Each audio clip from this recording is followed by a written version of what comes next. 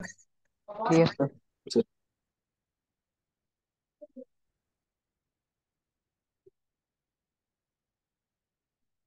குயிக்கா சாட்ல போடுங்க பாப்போம். நான் பேசுற வால்யூம் கிளியரா இருக்காங்க?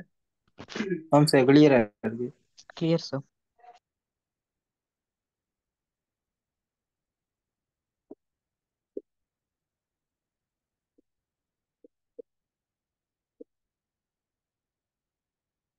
ஒயிட் போர்டும் கிளியரா இருக்கா? பக்கமெல்லாம் சரியா தெரியுது தானே? அல்ல இந்த இஷ்யூம் இல்லை? இல்ல Yes, sir. ஓகே, ஒயிட் போர்டும் கிளியரான்னு கொஞ்சம் பார்த்து சொல்லுங்க. எல்லாம் ஓகேண்டா கிளாஸஸ் ஸ்டார்ட் பண்ணோம். sir, no problem. ஓகே, எல்லாருக்கும் குட் ஈவினிங். ஸோ உங்களோட அளவீடு கிளாஸ்ல இன்னைக்கு 3வது கிளாஸ். அந்த வகையில் நாங்கள் அளவீட்டுல முக்கியமான ஏரியாஸ் நிறைய பார்த்துட்டோம்.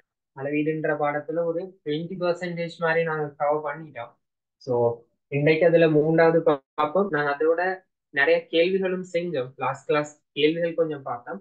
அதுல லாஸ்டான ஒரு கேள்வி ஒன்று செஞ்சேன். என்னன்னு சொன்னா சமன்பாடு ஒன்று கண்டுபிடிக்கிறது, அதாவது பரிமாண பகுப்பை பயன்படுத்தி சமன்பாடு ஒன்று கண்டுபிடிக்கிறத பத்தி ஒரு கேள்வி ஒன்று செஞ்சோம். டியூட்ல உங்களுக்கு தெரியும், பி பாட்ட ஹோம்ஒர்க் கொடுத்து விட்டேன்னு நினைக்கிறேன். பி பாட்ட ஹோம்ஒர்க் கொடுத்து விட்டேன் டியூட்ல. அன்னைக்குள்ள ஏ பார்ட் வந்து நிறைய பேருக்கு நம்ம கேட்டிருந்தீங்க, கேட்டாக்களுக்கு ரெக்கார்டிங்ஸ் அனுப்பப்பட்டுச்சு. ஸோ இன்னைக்கு 3வது கிளாஸ். ஸோ ஸ்டார்ட் பண்ணும். உங்களுக்கு அச்சீவர்ஸ் அகாடமியில பிசிக்ஸ், கெமிஸ்ட்ரி, பயோமேக்ஸ் 3க்குமே 26 A level பட்ஜெட் கிளாஸஸ் நடக்குது. இந்த மாதிரி ஆன்லைன்ல நீங்க ஜாயின் பண்ண விருப்பம் சொன்னா உங்களுக்கு தந்த டியூட்ல உள்ள நம்பருக்கு வாட்ஸ்அப் பண்ணுங்க. ரைட், 077-595-4235 நம்பருக்கு என்ன செய்யுன்னு சொன்னா வாட்ஸ்அப் பண்ணி விட்டீங்கன்னா நீங்க கிளாஸ்க்கு ஜாயின் ஆகிக்கொள்ளலாம். ஸோ அந்த வகையில் நாங்க இப்ப கிளாஸஸ் ஸ்டார்ட் பண்ணுவோம். ரைட், இப்ப கேள்வியை பார்ப்போம். கேள்வியை பார்ப்போம். அந்த பி பார்ட் கேள்வியை ட்ரை பண்ண ஸ்டூடெண்ட்ஸ் கொஞ்சம் ஹேண்ட்ஸ் அப் பண்ணுங்க பார்ப்போம். அதாவது டியூட்ல page number 5. Right, good. Okay, அதாவது பொருளொன்றில் தாக்கும் விசை Q அல்லது கேபிட்டல் F. ரைட், பொருளொன்றில் தாக்கும் விசையானது அப்பொருளின் திணிவு மற்றும் பொருளின் ஆர்முடுகளில் தங்கியிருக்குமாயின் விசையிற்கான கோவை பரிமாண முறைப்படி பெருக்க. இப்ப எங்களுக்கு தெரியும் லாஸ்ட் கிளாஸ் நான் சொன்னேன், விசை வந்து திணிவுலையும் தங்கி இருக்கு, விசை வந்து ஆர்முடுகள்லையும் தங்கி இருக்குன்னு சொன்னா அவங்க சொல்ற கூற்றின் மூலம் எங்களுக்கு எதை உறுதியா சொல்ல இயலாதுன்னு சொன்னா திணிவிட எத்தனையாவது அடுக்குல தங்கி இருக்கு, அதே மாதிரி ஆர்முடுகள்ல எத்தனையாவது அடுக்குல தங்கி இருக்குன்னு சொல்லலாம். திணிவிட 1ஆம் அடுக்குலையா, 2ஆம் அடுக்குலையா, 3ஆம் அடுக்குலையான்னு எங்களுக்கு சொல்ல தெரியா. அதே மாதிரிதான் ஆர்முடுகள் இருக்கும். அப்போ விசையானது திணிவுலையும் தங்கி இருக்கு, அதே மாதிரி ஆர்முடுகள்லையும் தங்கி இருக்குன்னு சொன்னா எங்களுக்கு என்ன சொல்லணும்னா விசையானது திணிவிட பெருக்கத்திலையும் ஆர்முடுகள பெருக்கத்திலையும் தங்கி இருக்குன்னு சொல்லலாம். இது நாங்க 9ஆம் ஆண்டுல படிக்கிற வெளிப்படை உண்மைகள்ல மாதிரி ஒரு விஷயம். இப்ப இதுல இருந்து எங்களுக்கு என்ன செய்யலாம்னு சொன்னா அடுத்த ஒரு கோவைக்கு வரலாம். இந்த நேர்விகித விகித சமனா மாத்த நாங்க கேன்ற ஒரு மாறிலி அளவு இருக்கும். அதாவது எக்ஸ் சமன் கே இன்டு எம் எக்ஸ், அதே மாதிரி ஏட வையாம அடுக்கு. இப்ப நாங்க எப்படி பரிமாண பகுப்பை பயன்படுத்தி இந்த எக்ஸையும் வையையும் காண்றதுன்னு சொன்னா ஃபர்ஸ்ட் ஆஃப் ஆல் எங்களுக்கு விசைன்னா என்ன தெரியும்? விசையோட அலகு என்னது? விசையோட அலகு வந்து கிலோகிராம் மீட்டர் செகண்ட் -2. அது எப்படி வருதுன்னு நாங்க முதல் 2 கிளாஸ்ல பார்த்தோம். இப்ப விசையோட எஸ்ஐ அலகு நியூட்டனா இருந்தாலும் அவரோட அடிப்படை அலகு என்னது? Kilogram metre second -2. அப்ப அடிப்படை அலகு கிலோகிராம் மீட்டர் செகண்ட் -2 இருந்தா விசையோட அடிப்படை அலகு கிலோகிராம் மீட்டர் செகண்ட் -2 இருந்தா இதுல இருந்து அவரோட பரிமாணத்தை எங்களுக்கு எழுதலாம். கிலோகிராம் சொன்னா திணிவிட பரிமாணம் கேபிட்டல் F. எம் சொன்னா மீட்டர், அதாவது நீளத்திட பரிமாணம் கேபிட்டல் L. அதே மாதிரி செகண்ட் சொன்னா நேரத்திட பரிமாணம் கேபிட்டல் T. அப்ப MLT -2 தான் என்னத்துக்கு சமனா இருக்கும்னு சொன்னா கே இன்டு கேன்றது மாறிலி, கேன்றது ஏதோ ஒரு மாறிலி, ரைட்? கேன்றது ஒரு மாறிலி, அதையும் எழுதிக்கொள்ளும். கேன்றது ஒரு மாறிலி, ரைட்? அந்த மாறிலி அந்த மாறிலி இன்டு இல்லது எங்களுக்கு மாறிலி தேவைப்படாது, பரிமாணங்கள் சமப்படுத்தக்குள்ள எங்களுக்கு மாறிலி அவசியப்படாது, சோ மாறிலி எழுத தேவையில்ல. என்று சொல்றது கிலோகிராம், கிலோகிராம்ட பரிமாணம் கேபிட்டல் நேம், அப்ப கேபிட்டல் நேம் இன்டு எக்ஸ். அதே மாதிரி ஏண்டு சொல்றது, அதே மாதிரி ஏண்டு சொல்றது வந்து ஆர்முடுகள், ஆர்முடுகளோட அலகு மீட்டர் செகண்ட் மைனஸ் டூ, அவருடைய பரிமாணம் வறுமைகளுக்கு எல்டி மைனஸ் டூ. அப்ப எல்டி மைனஸ் டூ எத்தனையாம் அடுக்கு? y ஆம் அடுக்கு. எந்த எக்ஸாம் அடுக்கு எல்டி மைனஸ் டூ y ஆம் அடுக்கு. அப்ப இதுல எங்களுக்கு யார சமப்படுத்தணும்னு சொன்னா எம்ம சமப்படுத்தி விட்டோம்டா. இதுல உள்ள எந்த அடுக்க சமப்படுத்தணும்னு சொன்னா, இதுல உள்ள எந்த அடுக்க சமப்படுத்தணும்னு சொன்னா, இங்க எந்த அடுக்கு என்னது? ஒன்று. இங்க எந்த அடுக்கு? எக்ஸ். ஆகவே இதுல இருந்து சொல்லலாம் ஒன்று சமன் எக்ஸ், ரைட்?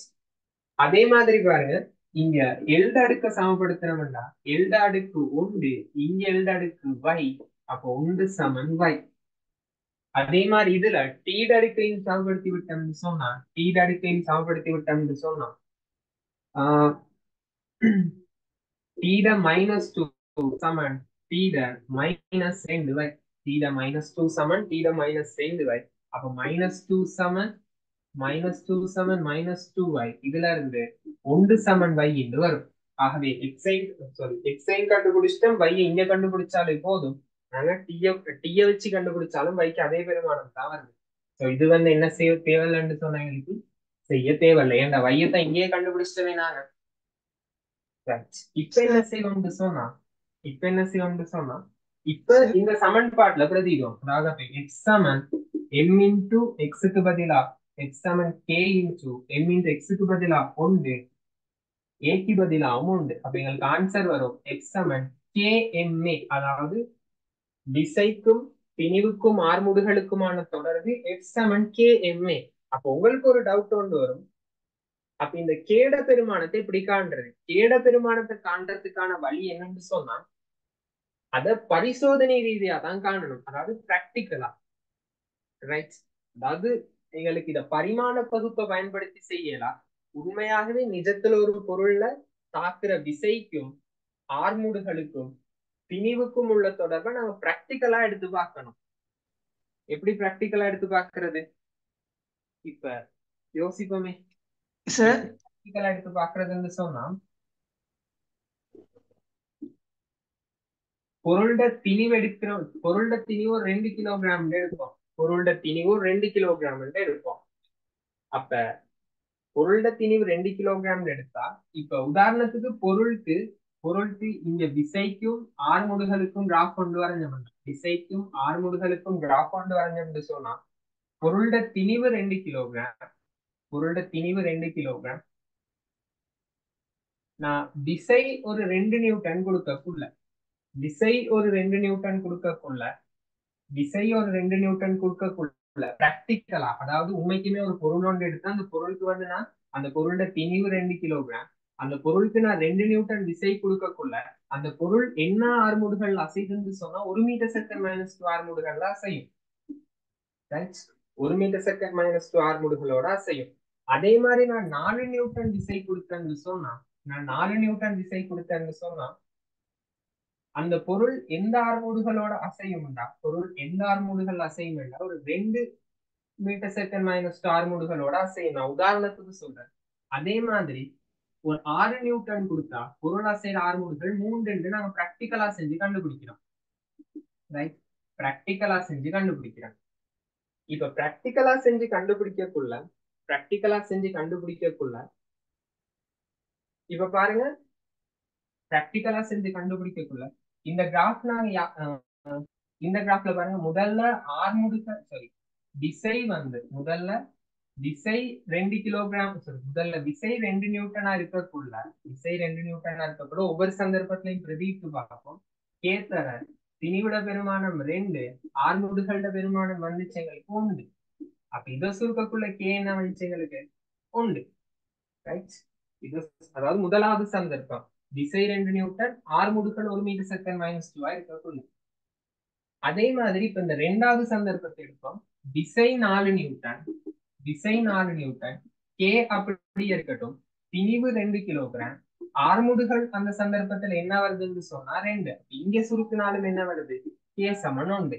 அப்ப இந்த மாதிரி பிராக்டிக்கல் ரீதியா நாங்க என்ன செஞ்சோம்னு சொன்னா கேட பெருமானத்தை காணக்குள்ள, பிராக்டிக்கல் ரீதியா கேட பெருமானத்தை காணக்குள்ள அந்த கேட பெருமானம் என்ன வந்துச்சு? 1. ஆகவே இதுல இருந்து தான் நாங்க என்ன சமன்பாடை ஃபைனலைஸ் பண்ணோம்டா, எக்ஸ் சமன் எம் என்ற சமன்பாட்டை நாங்க ஃபைனலைஸ் பண்ணோம். ரைட்? அப்ப உங்களுக்கு ஒரு டவுட் ஒன்று வரலாம், ஒரு பரிமாண பகுப்பு மூலம், ஒரு பரிமாண பகுப்பு மூலம் எந்த அளவு தூரத்துக்கு போலாம்னு சொன்னா அந்த குறித்த கணியத்துக்கான சமன்பாட்டு எடுக்கலாம். பட் அந்த சமன்பாட்டுல வார மாறிலிகளை துணிய முடியாது. அந்த சமன்பாட்டுல வார மாறிலிகளை துணிய முடியாது. இதை நான் கொஞ்சம் அழிக்கிறேன். இது கிளாஸ் வந்த ஸ்டூடெண்ட்ஸுக்கு இது ஒரு பெரிய கொஸ்டினா இருக்காதுன்னு நினைக்கிறேன். ரைட்? இதை நான் கொஞ்சம் அழிக்கிறேன். வேற ஆன்சர் எழுதுவோம். Hello, sir. Hello, sir. இதை நோட் பண்ணி எடுத்துட்டீங்களா? கொஞ்சம் குயிக்கா நோட் பண்ணிடுங்க. Hello, sir. விளங்கல சார் இன்னைக்கு.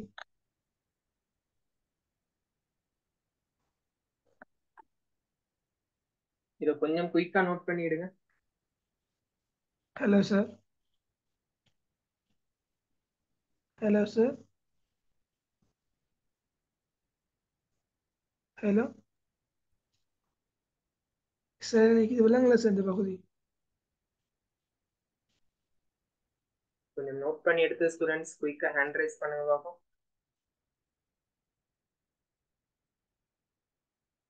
Okay, right. இது உங்களுக்கு இன்னும் விளங்கும் என்னன்னு சொன்னா பரிமாண பகுப்பின் மூலம் ஒரு குறித்த ஒரு கணியத்துக்கான சமன்பாட்டை பெறலாம். உதாரணத்துக்கு இப்ப பாருங்க, எனக்கு லாஸ்ட் கிளாஸ் ஒரு கேள்வி செஞ்சோம், அந்த ஒரு எளிய ஊசலோட அலைவு காலத்துக்கு. லாஸ்ட் கிளாஸ் ஒரு கேள்வி செஞ்சோம் எளிய ஊசலோட அலைவு காலத்துக்கு. அப்ப அந்த அலைவு காலத்துக்கு சமன்பாடு வந்துச்சு T சமன் K into root of L over G இந்த சமன்பாடு வந்துச்சு. அலைவு காலத்துக்கான சமன்பாடு வந்துச்சு ரூட் ஆஃப் T சமன் K into root of L over G. அப்ப இந்த சமன்பாட்டுல வந்துச்சு எங்களுக்கு பரிமாண பகுப்பின் மூலம் இந்த அளவு தூரம் தான் நாங்க கண்டுபிடிச்சோம். அப்ப கேட பெருமானத்தை எப்படி கண்டுபிடிச்சோம்னு சொன்னா ஒரு பிராக்டிக்கல் ஒன்று செஞ்சுதான் கேட பெருமானத்தை கண்டுபிடிச்சோம். அப்ப இங்கேயும் பிராக்டிக்கல் ஒன்று செஞ்சு கேட பெருமானத்தை கண்டுபிடிக்கக்குள்ள என்ன வந்துச்சுன்னு சொன்னா கேட பெருமானம் வந்துச்சு 2π. ரைட்? கேட பெருமானம் வந்துச்சு 2π. அப்ப அலைவு காலத்துக்கான உண்மையான சமன்பாடு என்னது? T சமன் 2π into root of L over G. இந்த 2π எப்படி வந்துச்சுன்னு டவுட் இருக்கும், நான் திரும்ப சொல்றேன். பரிமாண பகுப்பின் மூலம் இந்த அளவு தூரம் தான் வரலாம். சமன்பாட்டுல ஒவ்வொரு கணியங்களுக்கும் இடையிலான தொடர்பை பெறலாம். பட் சமன்பாட்டுல வர மாறிலிகளோட சரியான பெருமானத்தை பரிமாண பகுப்பை பயன்படுத்தி துணியலாம். அது துணிறதுக்கு என்ன செய்யணும்னா இந்த மாதிரி ஒரு பிராக்டிக்கல் ஒன்று செய்யணும். அப்ப இங்கேயும் அலைவு காலத்துக்கும் நீளத்துக்கும் குவிர்பார்முடுகள் மூன்றும் தொடர்பு படுற மாதிரி ஒரு பிராக்டிக்கல் ஒன்று எடுத்து செய்யக்குள்ள அந்த பிராக்டிக்கல்ல இருந்து எங்களுக்கு கிடைச்ச மாறிலிட பெருமானம் என்னன்னு சொன்னா 2π. ரைட்? இந்த பிராக்டிக்கல் எப்படி செய்யறதுன்னு நான் இந்த இடத்துல விளங்கப்படுத்தல. அடுத்தவங்களுக்கு மூன்றாவது பாடம் இருக்கு, அலைவுகளும் ஒரு பாடம். அதுல முதலாவதே நாங்க இந்த சமன்பாட்டை படிச்சுட்டு தான் பாடத்துக்குள்ளே போவோம். சோ அந்த டைம் நான் சொல்லி தரேன் எப்படி கிராஃப கீறுறதுண்டு, எப்படி இந்த இடத்துல மாதிரி இந்த இடத்துக்கு எப்படி கிராஃப கீறி பிராக்டிக்கல் செய்யறதுண்டு. ஸோ இந்த பிராக்டிக்கலோட ஃபைனல் எக்ஸாமுக்கும் வரப்போது நாங்க அந்த இடத்துல பார்ப்போம். ரைட்? இப்ப உங்களுக்கு விளங்கிச்சான்னு சொல்லுங்க. இந்த மாறிலிகள் கதை ஒரு பக்கம் இருக்கட்டும், எனக்கு தேவை என்னன்னு சொன்னா மாறிலிகள் பத்தி இன்னும் கொஞ்சம் கேள்விகள் செய்ய உங்களுக்கு விஷயம் பிடிப்படும். எனக்கு என்ன தேவைன்னு சொன்னா பரிமாண பகுப்பின் மூலம் எங்களுக்கு கணியங்களுக்கு இடைப்பட்ட தொடர்பை பெறலாம். பட் மாறிலிகளோட பெருமானத்தை என்ன செய்யலாதுன்னு சொன்னா பெற முடியாது. இதை நீங்க பாயிண்டாவே எழுதிக்கோங்க. ரைட்? இதை பாயிண்டாவே எழுதிக்கோங்க. நான் உங்களுக்கு தந்த பாயிண்ட்ஸ் தந்து விட்டேன்னு தெரியா, அந்த பரிமாணங்களுக்கு கீழே வர பாயிண்ட்ல எழுதி விட்டாலும் பரவாயில்ல, நோட்ல கொடுத்துருக்கேனே அந்த நோட்ல எழுதினாலும் பரவாயில்ல, இல்லாட்டி இந்த கொஸ்டினுக்கு கீழே ரெட் கலர் பென்ல எழுதிக்கோங்க.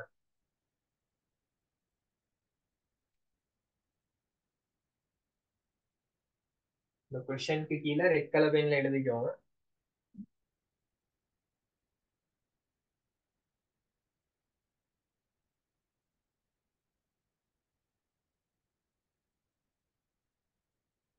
ரைட்.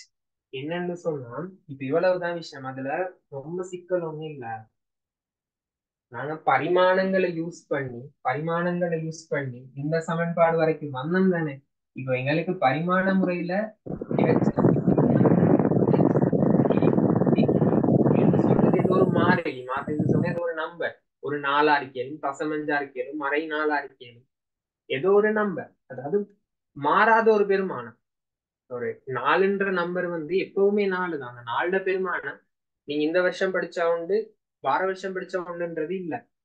அப்ப இந்த மாறிலிகளோட பெருமானத்தை எங்களுக்கு பரிமாண தொகுப்பு பயன்படுத்தி காண இயலாம். அதை காண்றதுக்கு நாங்க பிராக்டிக்கல் ஒண்ணு செஞ்சு பார்க்கணும். உண்மைக்குமே ஒரு பொருள் எடுத்து அந்த பொருளுக்கு ஒரு திசை கொடுத்து உண்மைக்கும் ஒரு பொருள் ஒன்று எடுக்கணும். அந்த பொருள் திணிவை எங்களுக்கு தெரிஞ்சுக்கணும். அப்ப அந்த குறித்த திணிவுடைய பொருளுக்கு ஒரு குறித்த விசையொன்று கொடுக்கக்குள்ள அந்த பொருள் என்ன மாதிரியான ஆறுமுகங்களை வருதுன்னு நீங்க பிராக்டிக்கல் ஒண்ணு செஞ்சு கண்டுபிடிக்கணும். அந்த பிராக்டிக்கல் ஒண்ணு செஞ்சு கண்டுபிடிச்ச ஒரு கிராஃப் ஒன்று கீறுனா அந்த கிராஃப்ல இருந்துதான் எங்களுக்கு என்ன செய்யணும்னா அந்த மாதிரி மாறிலிகளோட பெருமானத்தை காணலாம். இது உங்களுக்கு கேட பெருமானம் ஒன்று வாரதுன்றதால நான் கிராஃப குயிக்கா வரைஞ்சி காட்டுனேன்.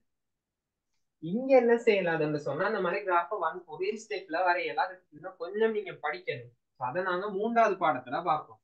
அப்ப இனிமே வந்து இந்த ஸ்டெப் வரைக்கும் நீங்க பரிமாண பகுப்பை பயன்படுத்தி காணலாம். அதுக்கு பிறகு கேட பெருமானம் பிராக்டிக்கல் ஒன்று செஞ்சுதான் காணணும். அப்போ உங்களுக்கு நீங்க அந்த சமன்பாட்டை உங்களோட 3வது பாடத்துல படிக்கிற வரைக்கும், அதாவது உங்களோட செகண்ட் டேர்ம் எக்ஸாமுக்கு நீங்க போற வரைக்கும் இந்த சமன்பாடு எங்கேயாவது இடத்துல கேள்வியில வருதுன்னா அவங்களே சொல்லிடுவாங்க நம்ம இங்க வார மாறிலிட பருவங்கள் 2π நீங்க கண்டுபிடிக்க தேவையில்ல. மாறிலிட பெருமானம் கட்டாயம் கண்டுபிடிக்க தேவையில்ல. அது உங்களுக்கு சொன்னலாம். இந்த அளவுக்கு தான் கேள்வியில எதிர்பார்ப்பாங்க. இந்த அளவுக்கு தான் கேள்வியில எதிர்பார்ப்பாங்க. நான் உங்களுக்கு சொன்னேன் மாறிலி எப்படி கண்டுபிடிக்கிறது ஒரு டவுட் ஒன்று வரும் உங்களுக்கு. அதுக்காக தான் சொன்னேன்.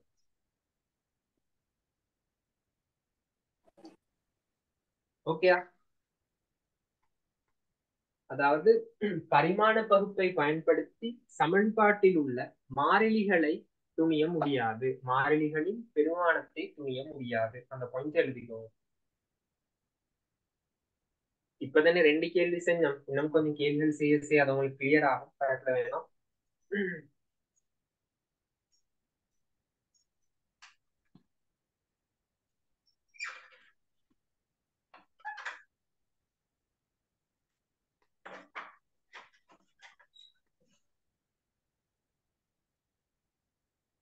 ஓகேன்னா சொல்லுங்க. கேள்வி ஒன்று எழுதும், கொப்பி ஒன்று எடுத்து கேள்வி ஒன்று எழுதுங்க.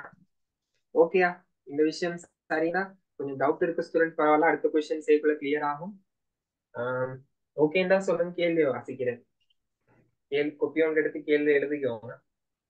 கொஞ்சம் ஹேண்ட் ரைஸ் பண்ணுங்க. எல்லாரும் மாதிரி ஹேண்ட் ரைஸ் பண்ணுங்க. ப்ராப்ளம் உள்ள ஆட்கள் மெசேஜ் போடுங்க.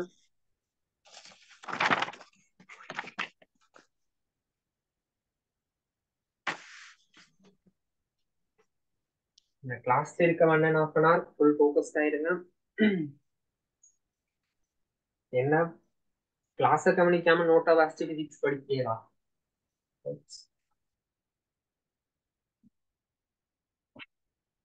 ஓகே,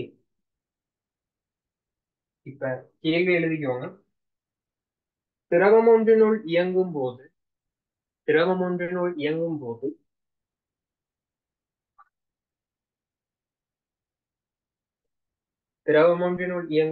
கேள்வி எழுதிக்கோங்க. திரவம் ஒன்றினுள் இயங்கும் போது கோளத்தில் தாக்கும் உராய்வு விசை F ஆனது கோளத்தில் தாக்கும் உராய்வு விசை கேபிட்டல் F ஆனது கோளத்தில் தாக்கும் உராய்வு விசை கேபிட்டல் F ஆனது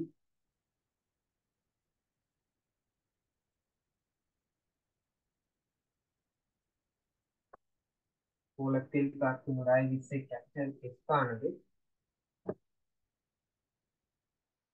திரவத்தின் தெளிவா கேட்டு எழுதிக்கோங்க.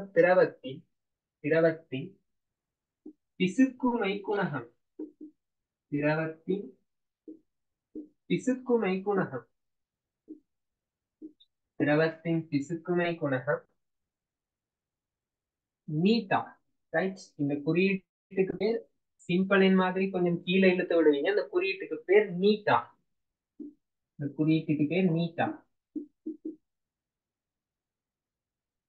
திரவம் ஒன்றினுள் இயங்கும் போது கோளத்தில் தாக்கும் உராய்வு விசை F ஆனது திரவத்தின் பிசுக்குமை குணகம் மீட்டா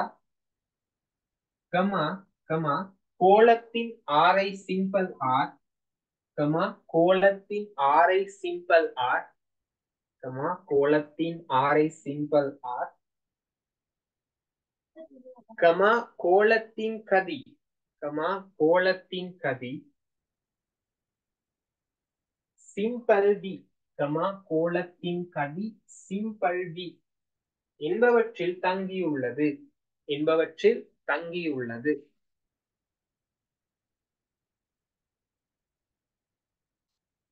எஃபிற்கான விகிதசம மாறிலி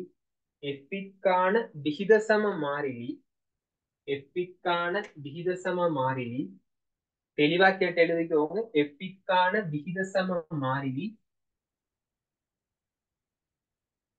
6π ஆயின் எஃபிற்கான விகிதசம மாறிலி 6π ஆயின் எஃபிற்கான கோவை ஒன்றை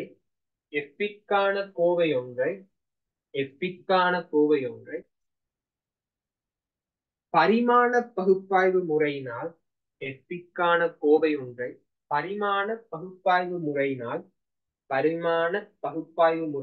பெறுக. பரிமாண பகுப்பாய்வு முறையினால்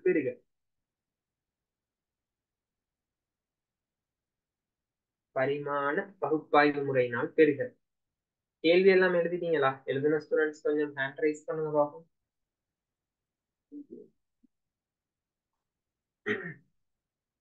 இதை நான் ஸ்டார்ட்ல கொஞ்சம் விளங்கப்படுத்த, பிறகு நீங்க செய்ய ஸ்டார்ட் பண்ணுங்க.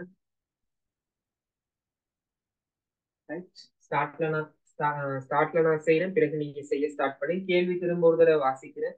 திரவம் ஒன்றினுள் இயங்கும் போது கோளத்தில் தாக்கும் உராய்விசை F ஆனது திரவத்தின் பிசுக்குமை குணகம் மீட்டா கோளத்தின் ஆரை ஆர் கோளத்தின் கதி V என்பவற்றில் தங்கியுள்ளது. எஃபிற்கான விகிதசம மாறிலி 6π ஆயின் எஃபிற்கான கோவை ஒன்றை பரிமாண பகுப்பாய்வு முறையினால்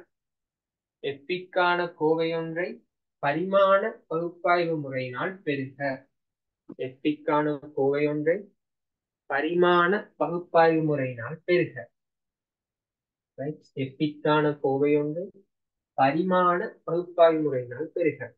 இப்ப ஃபர்ஸ்ட் டைம்ல வந்து குணகங்கள் பத்தி கொஞ்சம் பார்த்துக்கொள்வோம் நாங்க. குணகங்கள் பத்தி பார்த்துக்கொள்வோம். இப்ப என்ன சொல்ல வராங்கன்னு சொன்னா ஒரு திரவம் ஒன்று இருக்கான். அந்த திரவத்துக்குள்ள வந்து கோளம் ஒன்று அசையக்குள்ள, அந்த கோளத்துல தாக்குற உராய்வு விசை இதெல்லாம் உங்களுக்கு புதுசா இருக்கும். இவ்வளவு காலம் திண்மத்துல மட்டும்தான் உராய்வு விசை தாக்கேன்னு பார்த்திருப்பீங்க. அப்படி இல்லை, திரவங்கள்லயும் உராய்வு விசை இருக்கு. திரவங்கள் உராய்வு விசை இருக்கத்தாலதான் கீழே போக வேகம் குறைஞ்சு கொண்டு போகக்கூடிய ஒரு சந்தர்ப்பம் வந்து உருவாகலாம். அதாவது திரவங்கள்லையும் உராய்வு விசை தாக்கலாம். இது பற்றி மேலதிகமா இந்த திரவங்கள்ல தாக்குற உராய்வு விசை பற்றி நீங்க கூட 10வது பாடம் அதாவது சடப்பொருள்களின் இயல்புகள்னு ஒரு பாடம் இருக்கும். பிசிக்ஸ் சிலபஸ்ல 10வது பாடம் ப்ராப்பர்ட்டிஸ் ஆஃப் மேட்டர்னு சொல்லும். சடப்பொருட்களின் இயல்புகள்னு ஒரு பாடம் இருக்கு. அந்த பாடத்துல படிப்பீங்க இந்த சமன்பாட்டில் உள்ள விஷயம். எங்களுக்கு அவ்வளவு தேவையில்லை. எங்களுக்கு தேவை கோவையை மட்டும் எடுக்க போறோம், மெஷர்மெண்ட்ஸ்ல உள்ள நாலேஜை வச்சு. ரைட். நான் அது உங்களுக்கு சமன்பாடு என்னன்னே தெரியாம உங்களுக்கு கேள்வி செய்ய இயலாது. அதுக்காக ஒரு விளக்கத்துக்காக தான் சொல்றேன். மிச்சம் போட்டு குழப்பிக் கொள்ள வேணாம். இதுல எப்படி உராய் விசை தாக்கும், எந்த திசை, அதெல்லாம் ஒண்ணும் குழப்பிக் கொள்ள வேணாம். அதை நீங்க கிரேட் 13 போன பிறகு படிப்பீங்க. இந்த திரவத்துல தாக்குற உராய் விசை யாருல தங்கி இருக்குன்னு சொன்னா இவரோட ஆரை, இவரோட ஆரையிலையும் அது கீழ் நோக்கி ஒரு வேகத்துல தானே போக போகுது. கீழ் நோக்கி வீண்ட ஒரு வேகத்துல போக போகுது. அந்த வேகத்திலையும் தங்கி இருக்கான். அந்த வேகத்திலையும் தங்கி இருக்கான். அதோட திரவத்துக்கு ஒரு பிசுக்குமை குணகம் ஒன்று இருக்கா, நீட்டா. நீட்டான்னு சொன்னா ரொம்ப குழப்பிக் கொள்ள வேணாம். உங்களுக்கு நீட்டான்றது பிசுக்குமை குணகம் என்னன்றதுக்கு லேசா ஒரு உதாரணம் ஒன்று சொல்றேன். இப்ப என்ன செய்றீங்கன்னு சொன்னா ஒரு கப் தண்ணியை கீழே ஊத்துறீங்க. ஒரு கப் தண்ணியை கீழே ஊத்துறீங்க. அதே மாதிரி ஒரு கப் தேனை கீழே ஊத்துறீங்க. ஒரு கப் தேனை கீழே ஊத்துறீங்க. தண்ணி குயிக்கா ஊத்தி முடியும். அதாவது தண்ணி என்கிற வேகம் கூட. ஆனா தேன் மெதுவா தான் கீழே போகும். எவ்வளவு அதை சாய்ச்சாலும் தேன் போற வேகம் தண்ணியோட ஒப்பிடக்குள்ள ரொம்ப குறைவா இருக்கும். தேன் எண்ணெய் எல்லாமே அந்த மாதிரி தான். அது ஏன்னு சொன்னா தண்ணியை விட தேனுக்கு பிசுக்குமை குணகம் கூட. அவ்வளவு தெரிஞ்சிருந்தா போதும். பிசுக்குமை குணகம்னு சொல்றது திரவத்திட இயல்போட சார்ந்த ஒரு விஷயம். அவ்வளவு தெரிஞ்சிருந்தா போதும். அதுக்கு மேல இதை பத்தி நீங்க 10வது பாடம் கிளாஸ் வரீங்க தானே, இப்ப சொல்லித்தாங்க. இதை பத்தி ரொம்ப குழப்பிக் கொள்ள வேணாம். எங்களுக்கு தேவை சமன்பாடு எப்படி எடுக்கிறது, அதை பார்ப்போம். இப்ப கேள்விய வாசிங்க. இந்த கோலத்துல தாக்குற உராய்வு விசை, இந்த கோலத்துல தாக்குற உராய்வு விசை திரவத்தின் பிசுக்குமை குணகம் நீட்டால தங்கி இருக்காம். அப்ப நீட்டாட எத்தனையாம் அடுக்குன்னு தெரிய எக்ஸ் வச்சுக்கொள்வோம். அதே மாதிரி இந்த திரவத்துல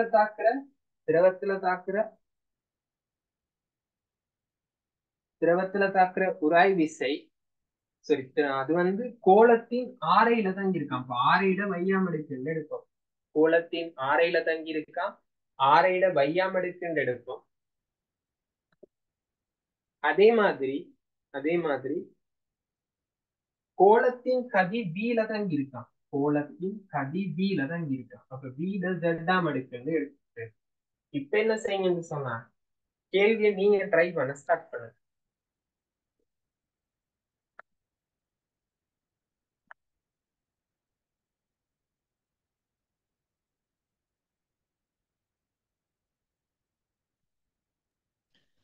சார் நீட்டாட அழகு என்ன சார்?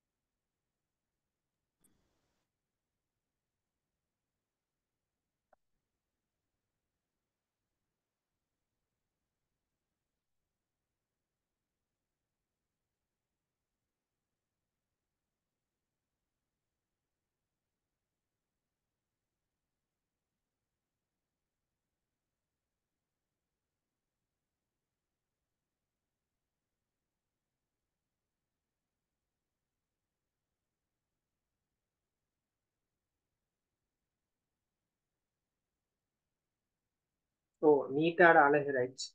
நீட்டாட அழகு என்னது ப்ராப்ளம் வேணும். அப்ப இப்படி செய்வோம்.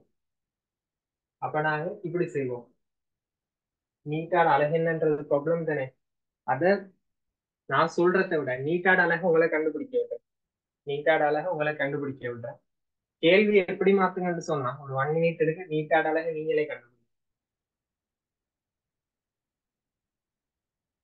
நீட்டாட அழகு நீங்களே கண்டுபிடிங்க.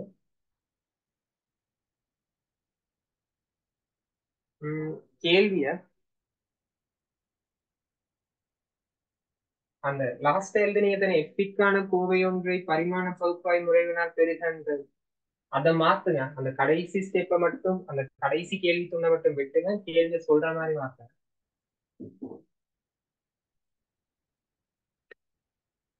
எஃபிக்கான கோவை எஃபிக்கான கோவை எஃபிக்கான கோவை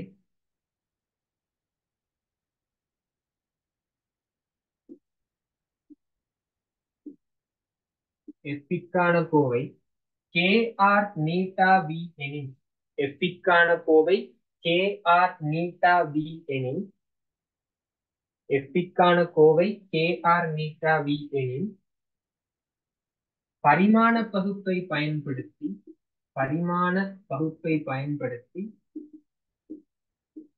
பரிமாண பகுப்பை பயன்படுத்தி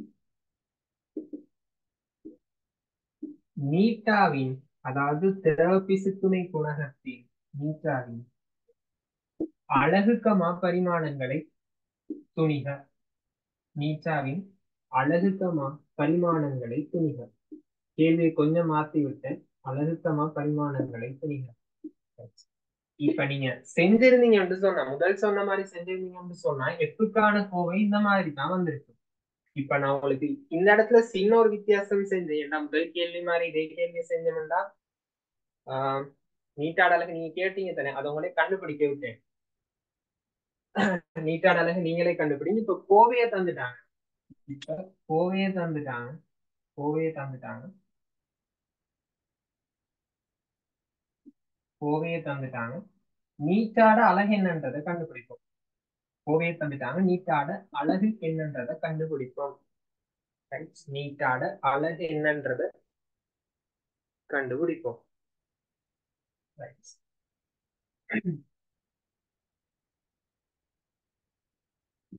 இப்ப இப்ப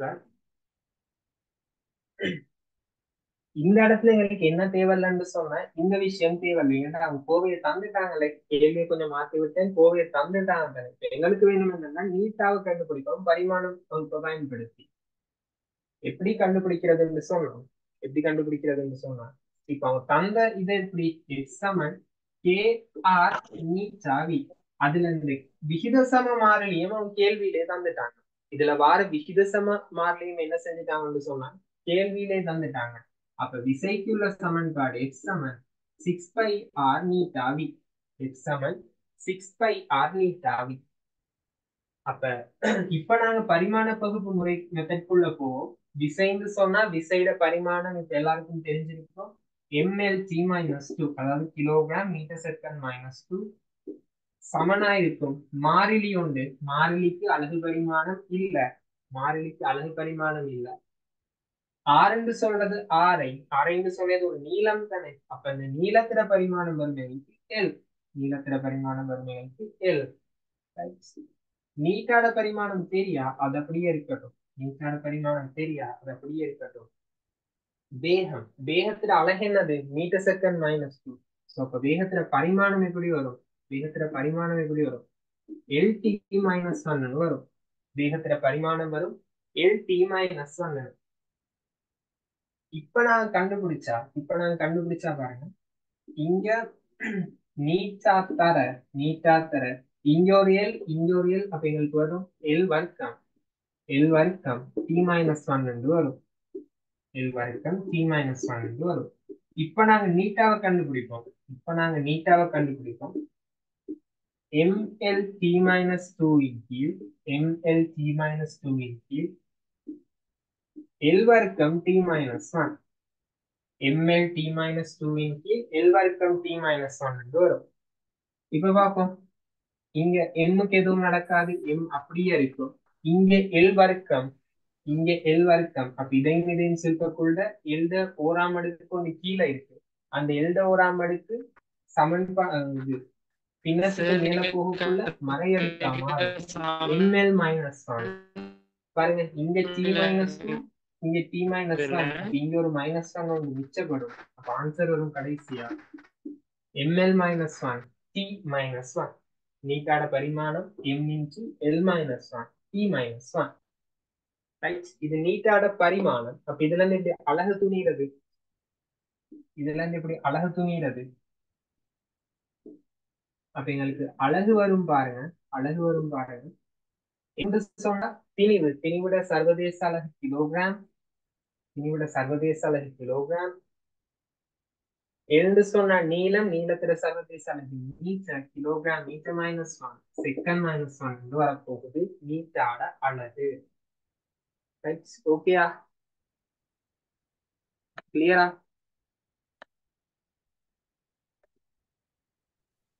ஓகே ரைட், குட். அவ்வளவுதான். இந்த விஷயம் விளங்குதுன்னு சொன்னா உங்களுக்கு கவனிச்சீங்கடா பிசிக்ஸ்ல நல்ல ரிசல்ட் ஒன்று எடுக்கலாம். என்ன இந்த மாதிரி உங்களுக்கு எல்லாத்தையும் பேசிக்ல இருந்து விளங்கப்படுத்தக்குள்ள விளங்கப்படுத்துற விஷயம் விளங்குதுன்னு சொல்லலாம். உங்களுக்கு ஏ லெவல்ல பிசிக்ஸ், அதாவது சயின்ஸ் பயோ மேக்ஸ் பயோ ஸ்ட்ரீம்குள்ள வரலாம். இது விலங்கல்னா வரையலாதுன்றது இல்ல, விலங்கல்னா கொஞ்சம் ட்ரை பண்ணுங்க. நான் ரெக்கார்டிங்ஸும் போடுவேன், திரும்ப ஒரு தடவை பாருங்க. அப்படி விலங்கி எடுக்க ட்ரை பண்ணுங்க. ரைட், ஓகேயா? இந்த கொஸ்டின் சரின்றாக்கள் ஹேண்ட்ஸ் அப் பண்ணுங்க.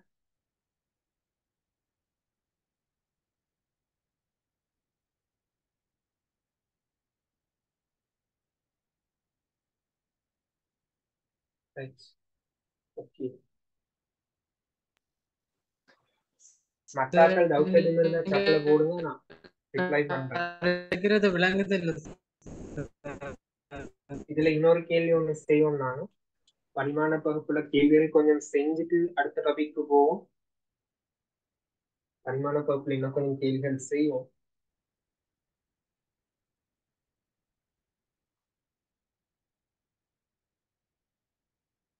என்னோட ஃபர்ஸ்ட் டேர்ம் பேப்பர்ல இருந்து ஃபைனல் பேப்பர் வரைக்கும் பரிமாண பகுப்புல ஒரு எம்சிக்யூ வரத்தான் போகுது.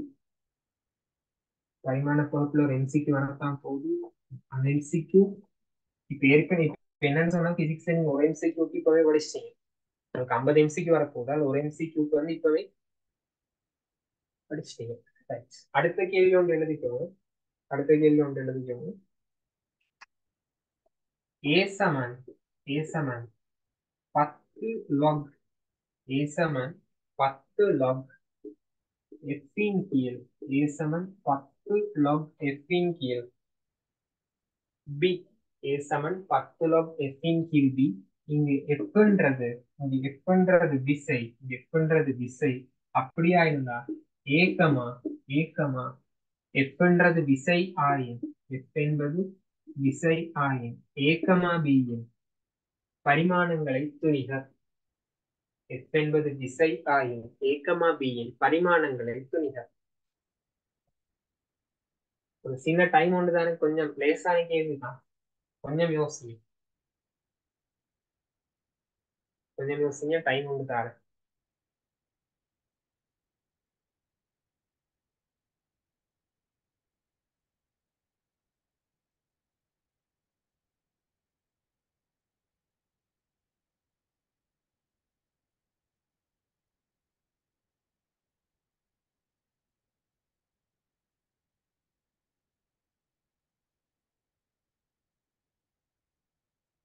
உங்களுக்கு நான் ஸ்டார்ட்ல சொன்ன மாதிரி தான் அகாடமியால வந்து கெமிஸ்ட்ரி பிசிக்ஸ் மெயினா நடக்குது, அதோட பயோமேக்ஸும் சேர்ந்து நடக்குது.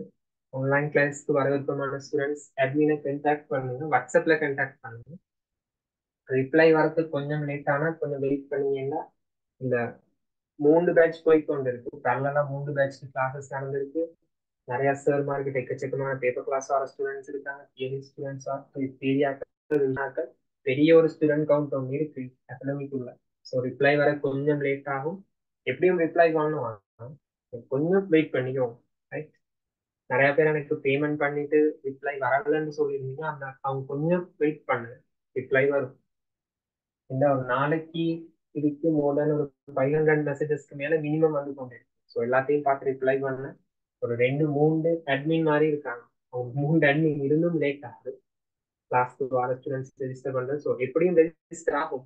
மெசேஜ் ஒரு மெசேஜ்க்கு ரிப்ளை இல்லை அல்லது இன்னும் சீன் பண்ணி இல்லைன்னு சொன்னா கொஞ்சம் வெயிட் பண்ணு.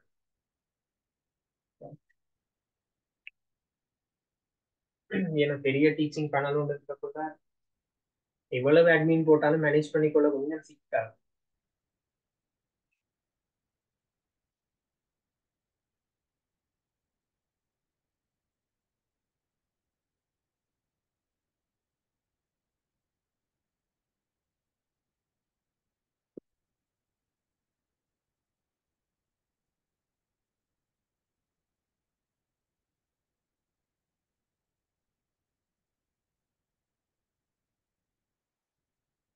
ஆன்சர் எடுத்த ஸ்டூடெண்ட்ஸ் சாட்ல மெசேஜ் ஒன்று போடுங்க.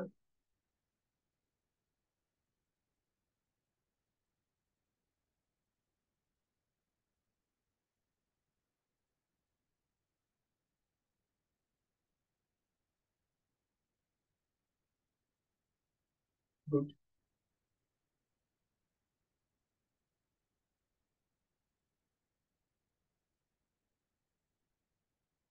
ஒரு காக்கலும் ட்ரை பண்ணுங்க.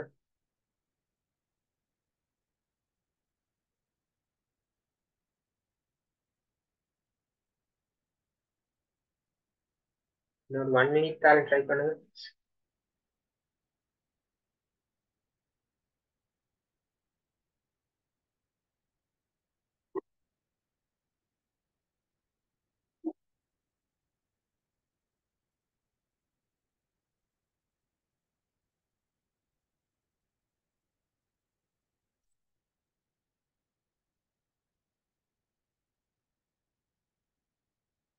குட். நிறைய பேருக்கு ஆன்சர் வந்து பார்க்கணும். அப்போ இப்ப எங்களுக்கு தெரியும் நீங்க ஓ லெவல்ல எல்லாம் லாக் கேள்விகள் செஞ்சிருப்பீங்க தானே. ஏ லெவல் சாரி ஓ லெவல்ல லாக் கேள்விகள் செய்ய போல லாக் வந்து ஏதோ ஒரு எண் பெருமானத்துக்கு தான் லாக் கண்டிருப்பீங்க. அதாவது லாக் லாக் 13 அடி 10 ஒரு பத்திர கணத்துக்கு மடக்கை கண்ணா எனக்கு வரப்போற பெருமானம் என்னது? ஒரு நம்பர், ஒரு இலக்கம். ரைட்? இது சுருக்குனா 3 என்ற ஒரு நம்பர் வர. அப்ப இங்கேயும் இந்த அவ்வளவு பகுதியை சுருக்குனா எனக்கு என்ன கிடைக்க போகுது? ஏதோ ஒரு நம்பர் தான் கிடைக்க போகுது, ஏதோ ஒரு இலக்கம் ஒண்ணு கிடைக்க போகுது. என்ன இலக்கம்னு தெரியும், பட் கட்டாயம் ஒரு இலக்கம் ஒன்று தான் கிடைக்க போகுது. ஏன்னா எங்களுக்கு யாருக்கு லாக் கண்டாலும் கிடைக்கிற ஆன்சர் ஒரு இலக்கம்.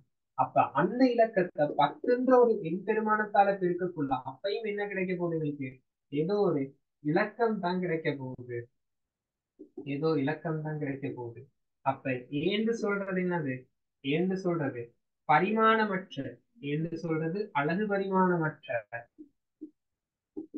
கணியம் என்று சொல்றது அழகு பரிமாணமற்ற கணியம். ஏன்னா இலக்கத்துக்கு பரிமாணம் இல்லையே, நாங்க பார்த்தோம் ஃபர்ஸ்ட் கிளாஸ். இப்ப இதுக்கு வரக்குள்ள பாருங்க, நீங்க ஒரு பெருமானத்துக்கு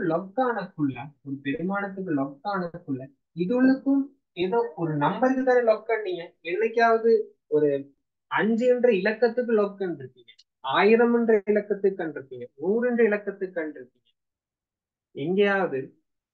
எங்கேயாவது 5 கிலோகிராமுக்கு லொக் பண்ணீங்களா? இல்ல. 5 நியூட்டனுக்கு லொக் பண்ணீங்களா? இல்ல. அப்ப இது உள்ளுக்கு வரப்போறதும் என்னன்னு சொன்னா ஒரு இலக்கம் ஒன்று வரணும். இது உள்ளுக்கு வரப்போறதும் என்னது? ஏதோ ஒரு இலக்கம். அப்ப இந்த எஃபின் கீழ் டிஎஸ் சுருக்குனா என்ன கிடைக்கணும்? ஒரு இலக்கம் ஒன்று கிடைக்கணும். எஃபின் கீழ் டிஎஸ் சுருக்குனா ஒரு இலக்கம் ஒன்று கிடைக்கணும். இலக்கம்னு சொல்றது என்னது? ஒரு அழகு பரிமாணமற்ற கணியம். அப்ப அழகு பரிமாணமற்ற கணியத்தை நாங்க இன்னொரு விதமாக சொல்லுவாங்க. எப்படி? அழகு ஒன்றையுடைய கணியம். பாருங்க, உங்களுக்கு நோட்ல கொடுத்துருவேன். அழகு பரிமாணமற்ற கணியத்தை எங்களுக்கு அழகு ஒன்றையுடைய பௌதிக கணியம் சொல்லலாம். எத்தனாவது பக்கம் நோட் எடுத்து பாருங்க. 2வது பக்கம் நோட்ல 2வது பக்கத்துல ஃபர்ஸ்ட் பாயிண்ட்ல கொடுத்துருக்கு. அப்ப இதுல இருந்து எங்களுக்கு சொல்லலாம் பி வந்து யாருக்கு சமனா இருக்கும்? குறுக்கு பெருக்கம் பண்ணா எஃப்க்கு, அதாவது பீட அழகும் எஃப் அழகும் சமனா இருக்கும். சமனா உதாரணத்துக்கு எஃப்ன்றது விசை தானே, எஃப்ன்றது விசை. அப்ப எஃப்பும் விசை, அப்ப எஃப் அழகும் கிலோகிராம் மீட்டர் செகண்ட் மைனஸ் 2. பியும் என்னது? பியும் விசை. அப்ப பீட அழகும் என்னது? அதே கிலோகிராம் மீட்டர் செகண்ட் மைனஸ் 2 இருந்தா தான், அதே கிலோகிராம் மீட்டர் செகண்ட் மைனஸ் 2 இருந்தா தான் எங்களுக்கு வெட்டுப்பட்டு நம்பர் ஒன்று கிடைக்கும். உதாரணத்துக்கு எஃப்க்கு பெருமானம் ஒன்று கொடுப்போம். எஃப் பெருமானம் ஒரு 10 கிலோகிராம் இன்டு செகண்ட் மைனஸ் 2. அப்ப பீட பெருமானம் என்னது? ஒரு 2 கிலோகிராம் இன்டு செகண்ட் மைனஸ் 2 இருந்தாதான் எப்பின் கீழ் பிய காணக்குள்ள எனக்கு அலகுகள் வெட்டுப்பட்டு ஒரு இலக்கம் ஒன்று கிடைக்கும். ரைட், ஒரு இலக்கம் ஒன்று கிடைக்கும். அப்ப எஃப்க்கு என்ன அலகோ அதே அலகு யாருக்கு இருக்கணும்னு சொன்னா பிக்கும் இருக்கணும். அப்ப பியும் விசையா இருந்தா பீட பரிமாணம் எப்படி வரும்? எம்எல்டி மைனஸ் 2 வரும் பீட பரிமாணம். எம்எல்டி மைனஸ் 2 வரும் பீட பரிமாணம்.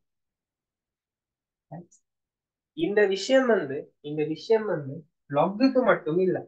எழுதாத ஸ்டூடெண்ட்ஸ் குயிக்கா எழுதிக்கோங்க. இந்த விஷயம் லொக்குக்கு மட்டும் இல்ல, திரிகோண கணித கோவைகளுக்கும் அப்படிதான். அது சைன்ல ஒரு பெருமானம் வந்தா சைன் காஸ் tan யார்ல வந்தாலும் இந்த உள்ளுக்கு வர கணியத்துக்கு என்ன இருக்கக்கூடாதுன்னா அழகோ பரிமாணமும் இருக்கக்கூடாது. இந்த மாதிரி நீங்க ஒன்றுக்கு சமப்படுத்தி என்ன செய்யலாம் என்றா பெருமானம் காணலாம். சரியா? சொன்ன விஷயம் கிளியரா?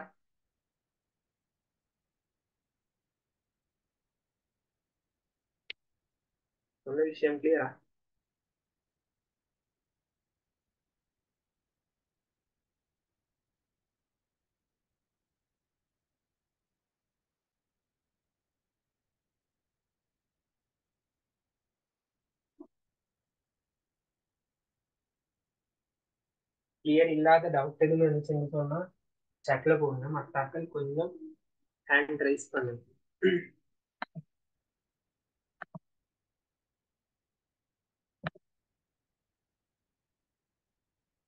Okay, right, good.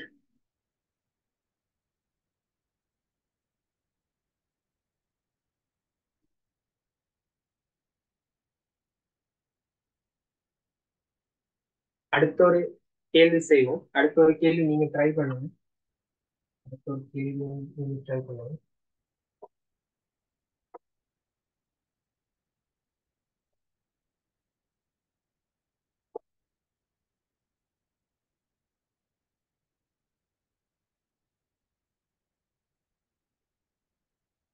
V சமன்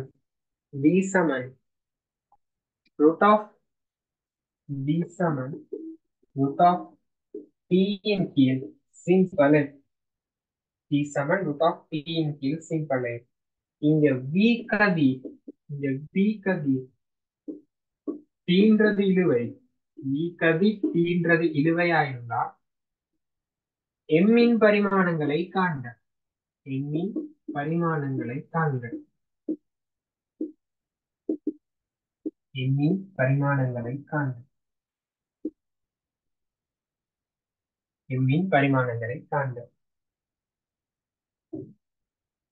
V கதிர் தீடு.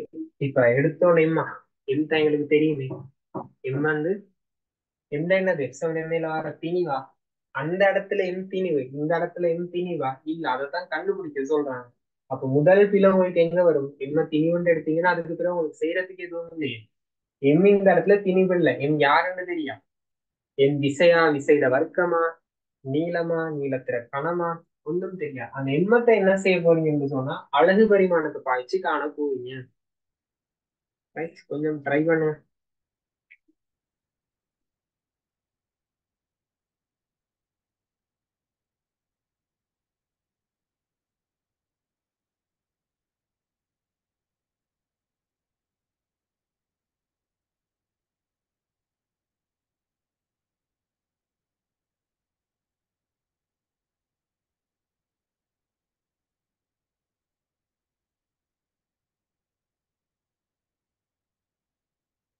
ஒரு சில ஆட்கள் கான்சஸ் கரெக்டா வருது. குட். பரவாயில்லை, எனக்கு கிளாஸ் ஸ்டூடெண்ட்ஸ் நல்லா தெரியும்.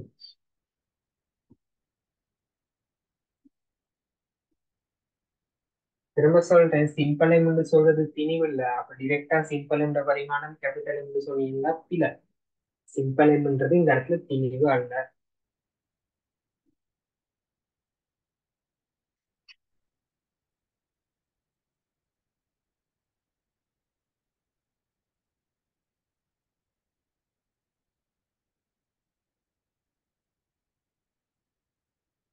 ஓகே.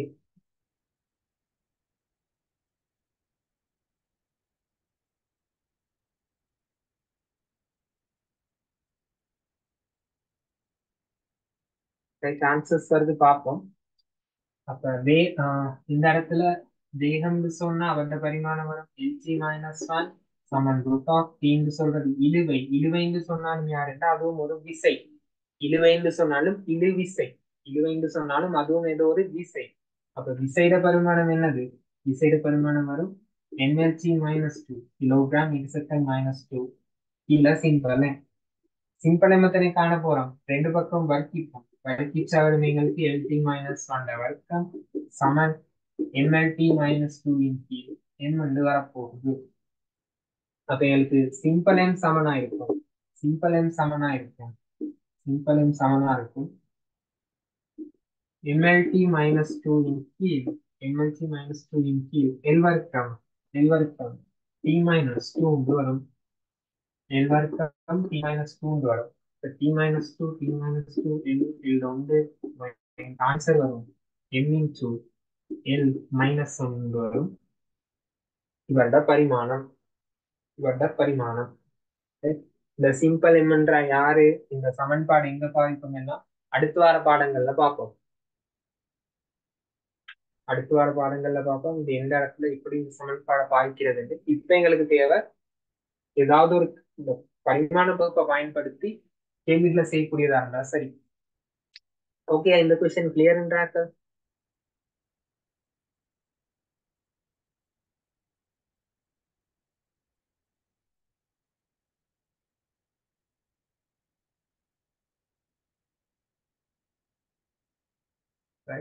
ஓகே. இதுல மீதி வரக்கூடிய கேள்விகள் நாங்க பார்ப்பது தொடர்ந்து. இந்த பாடத்துக்கு ரிவிஷன் கிளாஸ் ஒன்றும் செய்வோம். அதாவது பாடம் முடிஞ்ச பிறகு ஒரு சின்ன எக்ஸாம் ஒன்று வச்சு ரிவிஷன் கிளாஸ் ஒன்று செய்வோம் நாங்க. அப்ப இதுல வரக்கூடிய இன்னும் கொஞ்சம் கேள்விகளை நாங்க பார்ப்போம். ரைட், இப்ப அடுத்த டாபிக் போவோம். டியூட் எடுத்துக்குவோம். சிறப்பு பெயர் கொண்ட SI அலகுகள். டியூட்ல 5 அம்பக்கம். சிறப்பு பெயர் கொண்ட SI அலகுகள். சிறப்பு பெயர் கொண்ட SI அலகுகள்.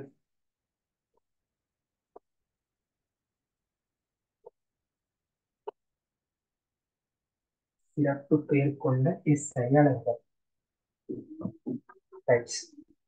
இப்ப என்னன்னு சொன்னா எங்களுக்கு தெரியும் விசைக்கு அடிப்படை அலகு. விசைக்கு அடிப்படை அலகு வந்து kilogram metre second minus two. But அவருக்கு ஸ்பெஷலா ஒரு பேர் ஒன்று சொல்லுவோம், நியூட்டன். ஏன் விசையை கண்டுபிடிச்சது நியூட்டன்றதால. அதே மாதிரி அமுக்கத்துக்கு அலகு வரும் எங்களுக்கு kilogram metre minus one second minus two. பரிமாண பகுப்பை பயன்படுத்தி கண்டுபிடிச்சீங்கன்னு சொன்னா அமுக்கத்துக்கு அடிப்படையாக இது kilogram metre second minus two. அவரோட ஸ்பெஷல் பேர் பாஸ்கல். இந்த ஸ்பெஷல் பேர் வந்து எல்லா சந்தர்ப்பங்கள்லயும் அல்ல, சில சந்தர்ப்பங்கள்ல அவங்கள்ட்ட SI அலகு அமைகிறதுக்கு சான்சஸ் இருக்கு. ரைட், அதே மாதிரி வேலைக்கு பாருங்க, ஒரு சார்ட்ல கொடுத்துருக்கு. வேலைக்கு கிலோகிராம் மீட்டர் வர்க்கம் செகண்ட் மைனஸ் டூ அல்லது ஜூல் அல்லது நியூட்டன் மீட்டர் மைனஸ் டூ. அப்ப இந்த மாதிரி என்ன இருக்குன்னு சொன்னா ஒரு சில குறிப்பிட்ட பௌதீக கணிதங்களுக்கு ஒன்று அதை கண்டுபிடிச்ச விஞ்ஞானிய ரீதியாகவோ அல்லது இந்த மாதிரி ஒரு பெரிய ஒரு கோவை சொல்றதுக்கு கஷ்டம்ன்றதுக்காக அது இன்னும் சுருக்கி இன்னொரு எளிய கோவையாகவோ என்ன செஞ்சு கொள்வாங்கன்னு சொன்னா மாத்திக்கொண்டு அந்த பேரை யூஸ் பண்ணுவாங்க. இதுகளை வந்து நீங்க என்ன செய்ய தேவைன்னு சொன்னா பாடமாக்க தேவையில்ல.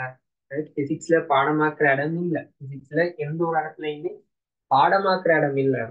இன்னொருத்தருக்கு விளங்கப்படுத்தக்கூடிய அளவு நீங்க விளங்கி கொள்ளதான் இருக்கு. நல்லா நினைவு வச்சுக்கோங்க. நீங்க ஒவ்வொரு நாள் படிக்கிற விஷயத்தையும் இன்னொரு ஆளுக்கு விளங்கப்படுத்தக்கூடிய மாதிரி நீங்க இருக்கணும். அப்படி இருந்தா மட்டும்தான் என்ன செய்யணும்னு சொன்னவங்களுக்கு ஏக்கி போக முடியும். ஒரு 95 மார்க்ஸ்ல பிசிக்ஸ்ல ஏன்னு சொல்றது ஐலண்ட் ரேங்க் தான். பிசிக்ஸ்ல 95 மார்க்ஸ் சொல்றது ஐலண்ட் ரேங்க். ஸோ அந்த மாதிரி ஒரு ரேங்க் போகணும்னா உங்களோட படிக்கக்குள்ள வந்து உங்களோட ஒரு மோட்டிவேஷன், அவங்களுக்கு நிறைய மோட்டிவேஷன் இருக்கலாம். பட் மெயினா வந்து நோட் பண்ணிக்கோங்க, இன்னொருத்தருக்கு இன்னைக்கு படிச்ச விஷயத்த நீங்க தனியா சொல்லித் தரக்கூடிய மாதிரி இருக்கு. Right?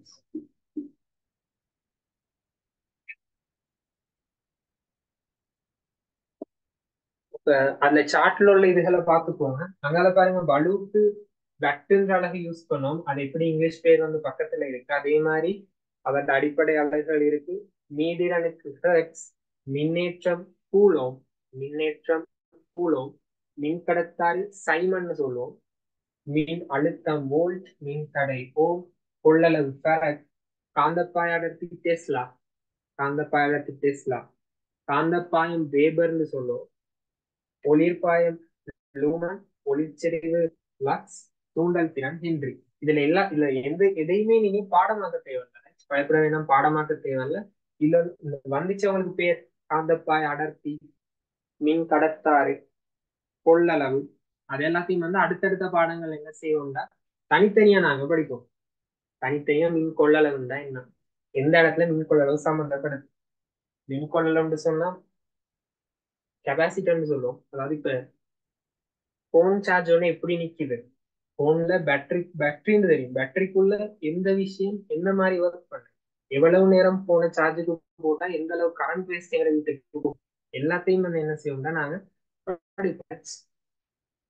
ஒரு அப்படின்னா உங்களோட ஏழு பிசிக்ஸ் நீங்க படிச்சு முடியக்குள்ள இந்த உலகத்தை பாக்குற விதம் வந்து டோட்டலா வித்தியாசமா இருக்கும். இவ்வளவு காலம் நார்மலா பார்க்குற விஷயங்கள் நீங்க இது ஏன் நடக்குது, இது இன்னும் எப்படி இம்ப்ரூவ் பண்ணலாம், இதுல உள்ள குறை என்னது, அந்த மாதிரி நீங்க பாக்குற மைண்ட் செட் என்ன செய்ய போகுதுன்னா டோட்டலா வித்தியாசப்பட போகுது. ஓகே, இதுல ஒரு பெரிய ஒரு விஷயம் ஒன்று இல்ல, சும்மா வாசிச்சு வச்சுக்கோங்க. இப்படி விஷயம் ஒன்று இருக்குன்றதுக்காக தான் அது இருக்கு. மற்றபடி எக்ஸாம்ல டிரெக்டா உங்களுக்கு கேட்க மாட்டாங்க காந்தப்பாய அடர்த்தி அழகு என்னன்னு.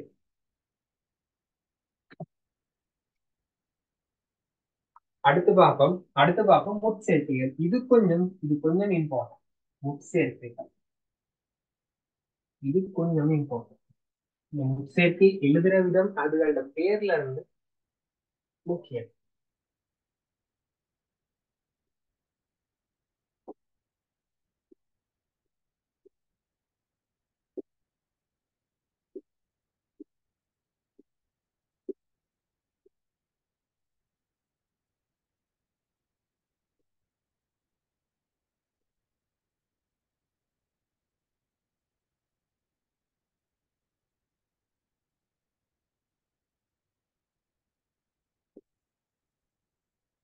அது என்ன முட்சேர்க்கைன்னு சொன்னோம். முட்சேர்க்கைன்னா என்னன்னு சொன்னா இப்ப உதாரணத்துக்கு இப்ப நாங்க 1000 கிராம் ஏன் 1 கிலோகிராம்னு சொல்றோம், இந்த ஆயிரத்துக்கு பதிலா 1000ன்னு சொல்றது 13 தானே. இந்த 13க்கு பதிலா இந்த 13க்கு இந்த 13க்கு இங்கிலீஷ்ல ஒரு பேர் ஒன்று இருக்கு. 13க்கு நாங்க இங்கிலீஷ்ல கிலோ வந்து சொல்லுவோம். 13க்கு நாங்க இங்கிலீஷ்ல கிலோ வந்து சொல்லுவோம். அப்ப இந்த கிலோன்ற வேர்டை யூஸ் பண்ணுவோம். அதே மாதிரி பாருங்க 100 அதே மாதிரி பாருங்க இன்னொரு உதாரணம். 1 மீட்டரை நாங்க 100 சென்டிமீட்டர்னு சொல்றோம். 1 மீட்டரை ஏன் நாங்க 100 சென்டிமீட்டர்னு சொல்லுவோம். அது ஏன்னு சொன்னா பாருங்க 100 இந்த 1 மீட்டரை நான் இன்னொரு மாதிரி எழுதுறேன் பாருங்க. 1 மீட்டர் சமம், இப்ப நான் 100ஆல பெருக்கிருக்கேன்னு அதே 100ஆல பிரிக்கிறேன். 1 மீட்டர் சமம் 100 மீட்டர். இதெல்லாம் ஒத்துக்கொள்றீங்க தானே. இப்ப இந்த 100 இந்த கீழே உள்ள 100 நான் 10 வர்க்கம் எழுதுறேன். அப்ப பாருங்க 1 மீட்டர் சமன் 100 தர கீழே உள்ள 10 மேல போக்குள்ள 10 மறை 2 மாறும். கீழே உள்ள 10 மேல போக்குள்ள 10 மறை 2 மாறும். 100 தர 10 மறை 2 மீட்டர். 100 தர 10^2 மீட்டர். இப்ப இங்க 10^3 நாங்க கிலோன்ற வேர்டை யூஸ் பண்ண மாதிரி இங்க 10^2 நாங்க சென்டின்றத பாவிப்போம். 10^2 நாங்க இங்கிலீஷ்ல சென்டின்னு சொல்லுவோம். அது குறியீடா எழுதக்குள்ள சீன்ற குறியீட பாவிப்போம். Simple C. அப்ப இதைத்தான் நாங்க என்ன செய்வோம்னு சொன்னா, இந்த இடத்துல வர 10^2 பதிலா இந்த சென்டிய குறிக்கிற சீன்றதை யூஸ் பண்ணி 1 மீட்டர் சமம் 100 சென்டிமீட்டர் எழுதுவோம். ரைட். இப்ப முட்சேர்க்கைன்ற என்னாண்டு விளைஞ்சா குறித்த ஒரு அலகுல இருந்து இன்னொரு அலகுக்கு மாற்றக்குள்ள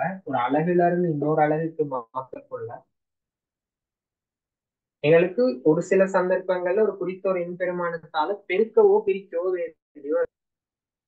பிரிக்கவோ வேண்டி வரும். அப்ப அந்த மாதிரி நாங்க அலகு மாற்றம் செய்யக்குள்ள நாங்க பெருக்குன அல்லது பிரித்த ஏதாவது ஒரு நம்பருக்கு பதிலா உங்களோட 10 அடுக்குகளை கொண்டு வர இயலுமா இருந்தா அந்த அடுக்குக்கு நாங்க ஒரு பேரொண்டு வச்சிருக்கோம். அந்த பேர் என்ன செய்வோம்னா இங்க கொடுப்போம். இதுதான் முட்சேர்க்கைகள். முட்சேர்க்கைகள்ன்ற விஷயம் இளைஞா என்ன முட்சேர்க்கைகள் நாங்க பார்க்க போற மில்லி சென்டி எல்லாம் முட்சேர்க்கைகள் தான். இன்னும் நானோ பார்ப்போம், மைக்ரோ பார்ப்போம், கிலோ, மெகா எல்லாம் பார்ப்போம். எல்லாமே முட்சேர்க்கைகள். ரைட். திரும்ப ஒரு தடவை குயிக்கா சொல்றேன். ஒரு ஆள் கேட்டிருக்கீங்க 1000 கிராம்னு சொல்றது 1 கிலோகிராம். 1000 சொன்னா 13. இந்த 13க்கு பதிலாக தான் நாங்க யாரை யூஸ் பண்ணோம்னா கிலோன்ற ஒரு முட்சேர்க்கையை யூஸ் பண்ணோம். இந்த 13க்கு கிலோன்ற பேரை கொடுத்தோம். கிலோன்ற பேரை குறியீடு சிம்பிள் கே. அதே மாதிரி ஒரு மீட்டரை நாங்க சென்டிமீட்டருக்கு மாற்றக்குள்ள எங்களுக்கு வளமையா நாங்க பாடமாக்கி வச்சிருக்கோம். 1 மீட்டர் சமம் 100 சென்டிமீட்டர்னு பாடமாக்கி வச்சிருக்கோம். இந்த இடத்துல ஏன் 1 மீட்டர் 100 சென்டிமீட்டரா மாறுதுன்னு பாக்குறோம். பாருங்க, இந்த இடத்துல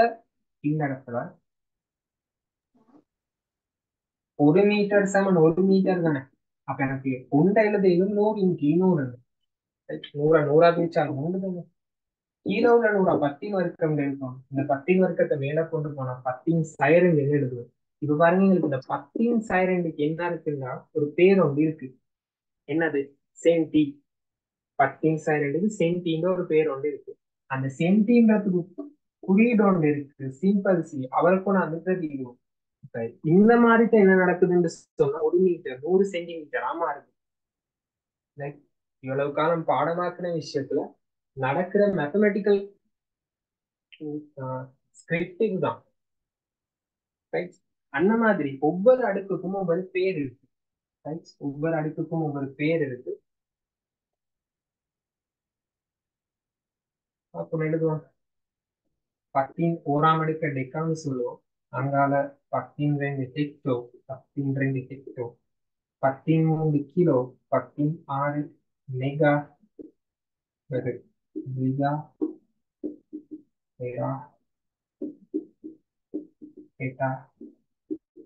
எக்ஸா. குறியீடு இருக்கு simple D, H, simple K, capital N, capital G, capital T, capital E, capital E. அதே மாதிரி இங்கேயும் எங்களுக்கு பேர் சொல்லணும். 10^2 டெசி, இவருக்கு simple D.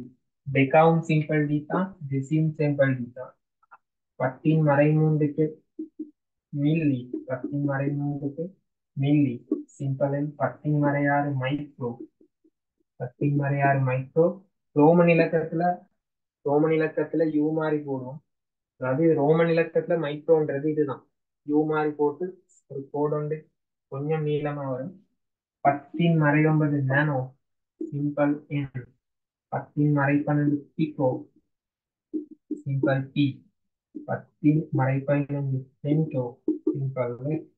10^18 atto, simple A. இதுல எல்லாத்தையும் நீங்க பாடமாக்கணுமான்னு சொன்னா இல்ல. இதுல எல்லாத்தையும் பாடமாக்கணும்னு சொன்னா உங்களுக்கு ஒரு சிலது தெரிஞ்சிருக்கு.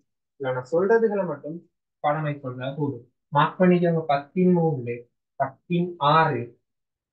ரைட். இதுல இவங்க 2 பேர். இங்க 10^1, 10^2, 10^3, 10^6, 10 × 9. இங்க இந்த 4 பேருக்கும் இங்க இந்த 2 பேரும் தெரிஞ்சிருந்தா மட்டும் போதும். மீதி வந்து உங்களுக்கு பெருசா பிசிக்ஸ்ல பயன்பாட்டுக்கு வராது. இதுகளை கட்டாயம் தெரிஞ்சு வச்சுக்கோ. 10 × 3 என்ன சொல்லுவோம் கிலோ, 10 × 6 என்ன சொல்லுவோம் மெகா. அதே மாதிரி இதுகளை தெரிஞ்சு வச்சுக்கொண்டீங்கன்னா போதும். இதுகளை மார்க் பண்ணிக்கோங்க.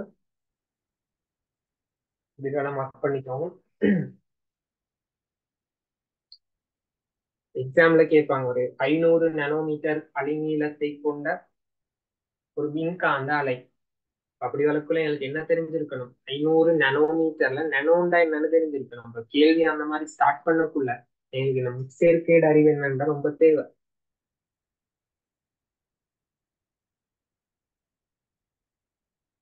இல்லாட்டி சொல்லுவாங்க ஒரு குறித்த இயந்திரம் ஒன்றினால் பிறப்பிக்கப்படும் சக்தி ஒரு 100 மெகா ஜூல். மெகான்னு சொன்னா 10 × 6 எங்களுக்கு தெரிஞ்சிருக்கணும். மெகான்னு சொன்னா 10 × 6 தெரிஞ்சாதான் எங்களுக்கு அதுக்கு அடுத்த அந்த கேள்விக்குள்ள மூவ் பண்ணக்கூடியதா இருக்கும். ரைட்? ஸோ இதையும் நோட் பண்ணிடுங்க. அப்ப அடுத்த பாயிண்ட்ஸை பாருங்க. முற்சேர்க்கை குறியீடானது சர்வதேச அலகின் முன்னால் பிரயோகிக்கப்பட வேண்டும். அலகுக்கும் முற்சேர்க்கைக்கும் இடையில் இடைவெளி இன்றி எழுதப்பட வேண்டும். அதாவது முற்சேர்க்கை எழுதுறதுக்கு ஒரு மெத்தட் ஒன்று இருக்கு. சர்வதேச ரீதியா அங்கீகரிக்கப்பட்ட ஒரு மெத்தட் ஒன்று இருக்கு. சர்வதேச ரீதியா அங்கீகரிக்கப்பட்ட மெத்தட் ஒன்று இருக்கு. இப்ப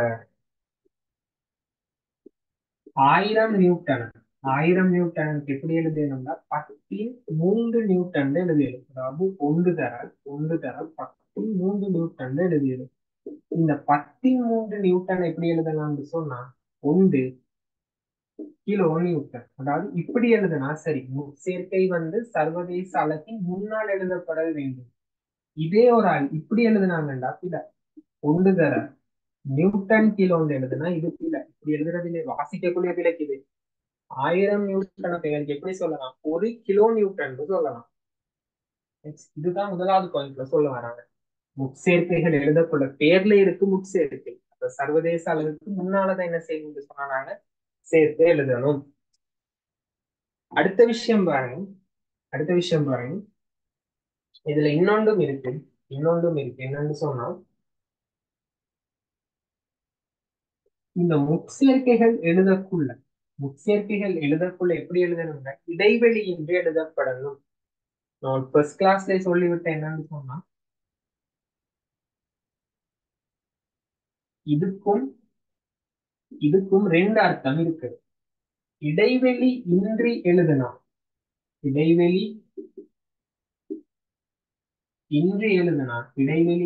எழுதுனா அதுக்கு அர்த்தம் வந்து நாங்க முற்சேர்க்கையை தான் சேர்த்திருக்கோம். அதுல அர்த்தம் வந்து முற்சேர்க்கை பிளஸ் பௌதிக கணியத்தின் அலகு. இடைவெளி இன்றி எழுதுனோம்னா அது அர்த்தம் முற்சேர்க்கை பிளஸ் பௌதிக கணியத்தின் அலகு. இடைவெளியோட எழுதணும்னு சொன்னா இடைவெளி உடன் எழுதணும்னு சொன்னா அதுல அலகு ஒரு இருக்கு. 2 பௌதிக இடைவெளியோட எழுதணும்னா எங்களுக்கு அர்த்தப்படும் எப்படின்னா 2 பௌதிக கணியங்களா. அதாவது பௌதிக கணியம் பிளஸ் பௌதிக கணியம். இது உங்களுக்கு முதல் கிளாஸ்ல விளங்கப்படுத்தி விட்டேன். பௌதிக கணியம் பிளஸ் பௌதிக கணியம். அப்ப பாருங்க இதை நீங்க வாசிக்கக்குள்ள எப்படி எழுதுவீங்க? இடைவெளி இன்றி எழுதப்பட்ட இது ஒரு முற்சேர்க்கை. இந்த சிம்பிள் எம்ன்றது முற்சேர்க்கை. சிம்பிள் என்ற முற்சேர்க்கைக்கு என்ன பேர்? மில்லி. சிம்பிள் என்ற முற்சேர்க்கைக்கு பேர் மில்லி. 10 × 3 சாட்ட பாருங்க. 10 × 3. அப்ப இதை நீங்க எப்படி வாசிப்பீங்கன்னா மில்லி செகண்ட் வாசிப்பீங்க. இதை வாசிப்பீங்க மில்லி செகண்ட். அப்ப இது எப்படி? இடைவெளியோட எழுதப்பட்ட இதொரு பௌதிக கணியம். அப்ப இந்த என்ற பௌதிக கணியம் யாரு? மீட்டர். என்ற பௌதிக கணியம் யாரு? மீட்டர். அப்ப இதை வாசிப்பீங்க மீட்டர் செகண்ட். இதை வாசிப்பீங்க மீட்டர் செகண்ட். ஆகவே நாங்க அப்ப எழுதக்குள்ள எப்படி இருக்கணும்னு சொன்னா கவனமா எழுதணும்.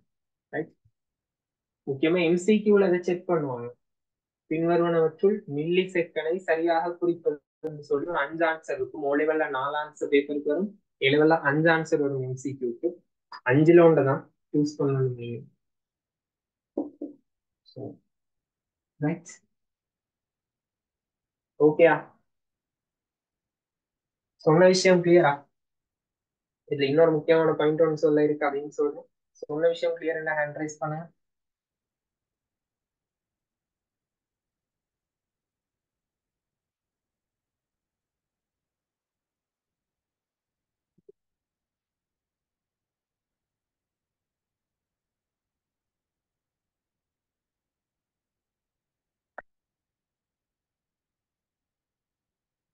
ஓகே, இதுல இன்னொன்று பார்ப்போம்.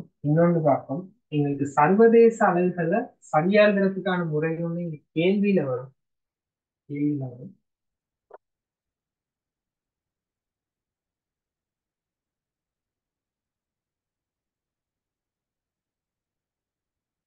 எங்களுக்கு எங்களுக்கு 5 மீட்டர் செகண்ட் மைனஸ் தான், 5 மீட்டர் செகண்ட் மைனஸ் பண்றாங்க. இல்லாட்டி 5 மீட்டர் செகண்ட் மைனஸ் ஒன்ன்றாங்க. எங்களுக்கு எப்படி எழுதலாம்னு சொன்னோம் பாருங்க. 5ன்றது ஒரு இலக்கம், மீட்டர்ன்றது ஒரு பௌதீக கணியம், செகண்ட்ன்றது இன்னொரு பௌதீக கணியம். அது இப்படி எழுதுனா சரி. 5 metre second minus one by 20. போர்ட்ல இடைவெளி தெரியுதோட நான் கொஞ்சம் பெருசா இல்லை. 5 மீட்டர் செகண்ட் மைனஸ் ஒன், இது சரி, இது சரி. இதே ஒருத்தர் இப்படி எழுதினாரு சொன்னான். 5 5 இப்படி எழுதினாருன்னு சொன்னேன். இது பில. ஏன் பில? இது என்னவா அர்த்தப்படும்டா? மில்லி செகண்ட் மைனஸ் ஒன்னா அர்த்தப்படும். அப்ப எங்களுக்கு யார் எழுதணும்? 5 மீட்டர் செகண்ட் மைனஸ் ஒன்னா தான் எழுதணும். இது மட்டும்தான் சரியான முறையான்னு கேட்டா இல்ல. மறையடுக்குகள் வரக்குள்ள கேள்வி பேப்பர்கள்ல பார்த்திருக்கீங்க, இப்படியும் எழுதலாம். இப்படி 5 நீங்க இடைவெளியோட எழுதணும்னு சொன்னா இப்படி எழுதணும். இடைவெளி இல்லாம தான் எழுத போறீங்க, இப்படி எழுதணும். 5ன் கீழ் செகண்ட், இந்த செகண்ட் மைனஸ் தான் பின்னத்தி கீழே வரக்குள்ள செகண்டா மாறுமே. அதாவது இந்த மாதிரி பின்னம் எழுதலாம். இது ரெண்டும் சரி. இது எழுதக்குள்ள என்ன செய்ய தேவைன்னு சொன்னா இடைவெளி வந்து விட தேவை. அந்த இடைவெளிக்கு பதிலாக பின்னத்துல வர குறியீட நாங்க பாவிக்கிறோம். ஓகேயா? சொன்ன விஷயம் கிளியரா?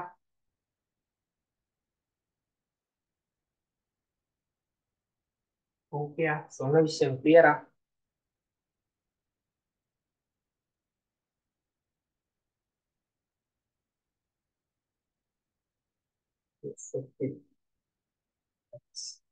இதுகளெல்லாம் பார்க்க சிம்பிளா இருக்கும். எக்ஸாம் பேப்பர்ல கேள்வி வந்ததுக்கு அப்புறம் அப்ப மறப்பீங்க. ஸோ இதெல்லாம் டைம் நோட் பண்ணி எடுத்து வச்சுக்கோங்க.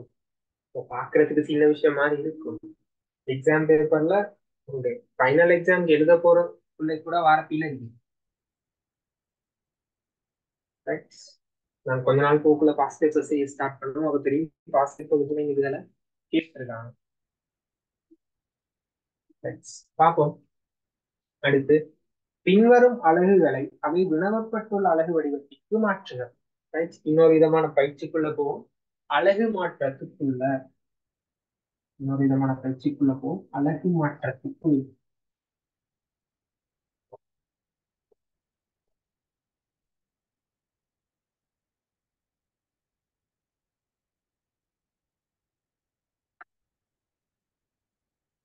அலகு மாற்றத்துக்குள்ள போவோம்.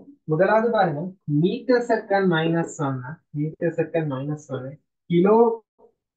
கிலோமீட்டர் அவர் மைனஸ் ஒன்ல தரவும்.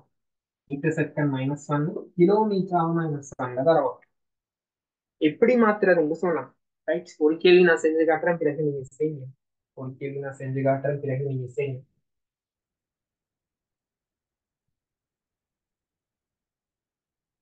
ஃபர்ஸ்டா 1 மீட்டர் செகண்ட் மைனஸ் ஒன்ன நான் என்ன செய்யணும்னு சொன்னா கிலோமீட்டருக்கு மாற்றுவோம்.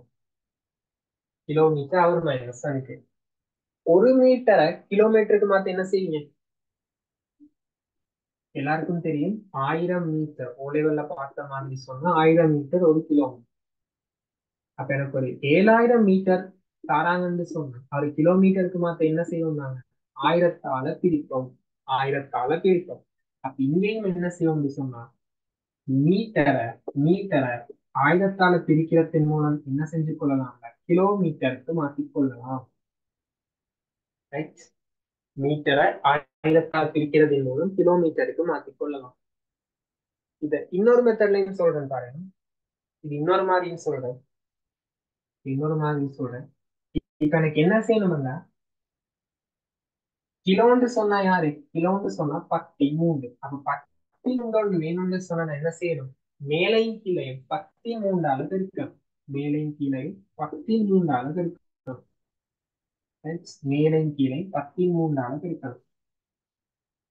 இப்ப பாருங்க 1 மீட்டர் செகண்ட் மைனஸ் தான் நான் ஒன்றுக்கு பதில் என்ன செஞ்சேன்? மேலையும் கீழையும் 13ஆல பெருக்கி பிரிச்சேன். இதை சுருக்கினாலும் என்னது? ஒண்ணுதான் வரப்போகுது. அப்ப 13 கீழ் 13 அரை மீட்டர் செகண்ட் மைனஸ் தான். இப்ப என்ன செய்யலாம்? மேல உள்ள 13க்கு பதிலா எனக்கு யாரை குடிக்கலும்? கிலோவை குடிக்கலும். அப்போ 1 கீழ் 13 கிலோமீட்டர் செகண்ட் மைனஸ் தான். 1 கீழ் 13 கிலோமீட்டர் செகண்ட் மைனஸ் தான். இப்ப பாருங்க மீட்டரை கிலோமீட்டருக்கு மாத்திட்டாங்க. இப்ப செகண்ட் மைனஸ் தான் எப்படி மாத்தணும்? அவர் மைனஸ் டனுக்கு மாத்தணும். அடுக்குகள் மறையா இருக்குதுன்னு சொன்னா மறையா இருக்கக்குள்ள எங்களுக்கு மாத்துறது கொஞ்சம் சிக்கல். அடுக்குகள் மறையா இருக்கக்குள்ள மாத்துறது கொஞ்சம் சிக்கல். அப்ப என்ன செஞ்சு கொள்ளும்? இத நேரடிக்கா மாத்திக்கொள்வோம். 1 கிலோமீட்டரின் கீழ் 1 செகண்ட். 1 கிலோமீட்டரின் கீழ் 1 செகண்ட். இப்ப என்ன செய்வோம்? கிலோமீட்டர் 1 செகண்ட் நிமிஷத்துக்கு மாத்த என்ன செய்வோம்? பாருங்க 60 செகண்ட் 1 நிமிஷம். அப்போ 160 செகண்ட் கொடுக்குறாங்கன்னு சொன்னா 160 செகண்ட் எத்தனை நிமிஷம் பார்க்க என்ன செய்வோம்? 60ஆல பிரிப்போம். அப்ப 2 நிமிஷம் வரும். அப்போ ஃபர்ஸ்டா இந்த செகண்ட்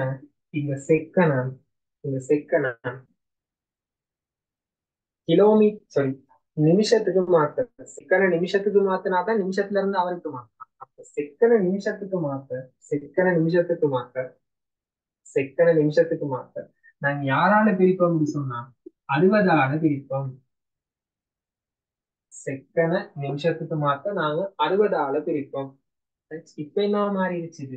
நிமிஷமா மாறிடுச்சு. அது நிமிஷமா மாறிடுச்சு. அப்படி இருக்கட்டும். 1 கீழ் 13 கிலோமீட்டர் 1 கீழ் 60 நிமிஷம்னு தானே இருக்கு. இப்ப கணக்கு சொல்லுங்க. 60 நிமிஷம் 1 அவர். 60 நிமிஷம் 1 அவர்.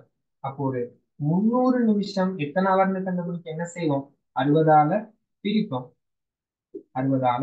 என்ன ஆன்சர் வரும்? 5 அவர்னு வரும். அதே மாதிரி இப்ப எனக்கு என்ன வந்துருச்சு?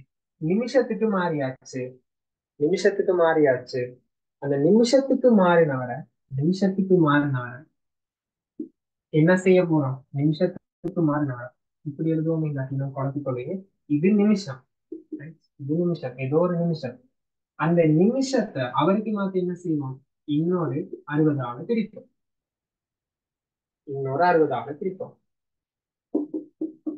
1 கீழ் 13 கிலோமீட்டர் 1 கீழ் 60.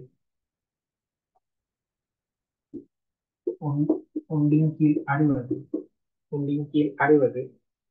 இந்த பிரித்தல் பெருக்கலா மாறின என்னவா மாறும்? நிகர்மாறா பிரித்தல் பெருக்கலா மாறக்குள்ள என்னவா மாறும்? இன்னும் நிகர் மாற்றப்படும். அப்போ 1 கீழ் 60 தர 1 கீழ் 60 வரும். இவ்வளவு வேலை செய்யணுமான்னு கேட்டா இதை விட சுருக்கமா செய்யலாம். உங்களுக்கு முதல் கேள்வின்றதால ஒரு metre second minus kilometre minus மாத்திரம் 2 செகண்ட் போகாது. ஒரு ஷார்ட் கட் மெத்தட் பிறகு சொல்லிட்டாரு. இப்ப அதை சொல்லி கொடுத்தா இந்த மெத்தட்க்கு பழக மாட்டேன். இதை ஏன்னா இவ்வளவு ஸ்லோவா செய்யறேன்றதுன்னா பயோ ஸ்டூடெண்ட்ஸ் இல்ல, மேக்ஸ்ல கொஞ்சம் இன்னும் பிக்கப் ஆக வேண்டிய ஸ்டூடெண்ட்ஸ் இருக்கு. மேக்ஸ்ல நல்லா பிரைட்டான ஸ்டூடெண்ட்ஸ் இது ரொம்ப லாங் மெத்தட் மாதிரி தெரியலாம். ஒரு சில ஆட்களுக்கு அந்த வண்டியை ஸ்டார்ட் பண்ணி விட்டது கொஞ்சம் மெதுவாக வண்டியை மெதுவா தள்ளி விட்டாதான் ஸ்டார்ட் ஆகும். அவங்களுக்காக தான் இன்னும் கொஞ்சம் ஸ்லோவா எழுதி கொண்டிருக்கு. பார்ப்போம். ரைட். எக்ஸாம்ல கேள்வி வரக்குள்ள இதை செய்ய உங்களுக்கு ஒரு 2 செகண்ட் கூட போகாது. அதுக்கு ஷார்ட்கட் மெத்தட்ஸ் இருக்கு. வழங்கணும்ன்றதுக்காக செய்யும். இப்ப பாருங்க இதுக்கு பிறகு இது 1/10 1/10 இது எழுதலாம் எனக்கு 60 தர 60.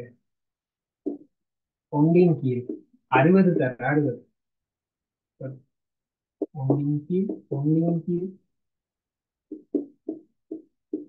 தர 60. இதை நான் தனியா எழுதி காட்டுறேன் பாருங்க. ஒண்ட ஒண்ட பிரிக்க போறோம். 1/60 தர 60. பிரித்தல பெருக்கலாமாக்கு என்ன செய்வோம்? நிகர்மாறால பெருக்கும். இவருடைய நிகர்மாறுண்டா எப்படி வரும்? 60 தர 60. அப்ப இந்த 1/60 தர 60ஆல பிரிக்கிறதும் ஒன்றுதான். அதே 60 தர 60ஆல பெருக்கிறதும் ஒன்றுதான். இப்ப இது இவரை மாத்திக்கொள்வோம். பாருங்க இந்த இடத்துல இது அவரா மாறிடுச்சு. நிமிஷத்துல இருந்தது பிரிக்கவும் அவரா மாறியாச்சு. இங்கேயும் என்னது 10/3 அது 1000 எழுதி கொள்றேன். 60 தர 60. மேலாளருக்குள்ள 1 தர 60 தர 60. இப்ப சுருக்கக்குள்ள பாருங்க 6×6 = 36. இங்க 2ஆல சுருக்குனா 3, 2ஆல சுருக்குனா 50. இங்க 2ஆல சுருக்குனா 3, 2ஆல சுருக்குனா 25. Right?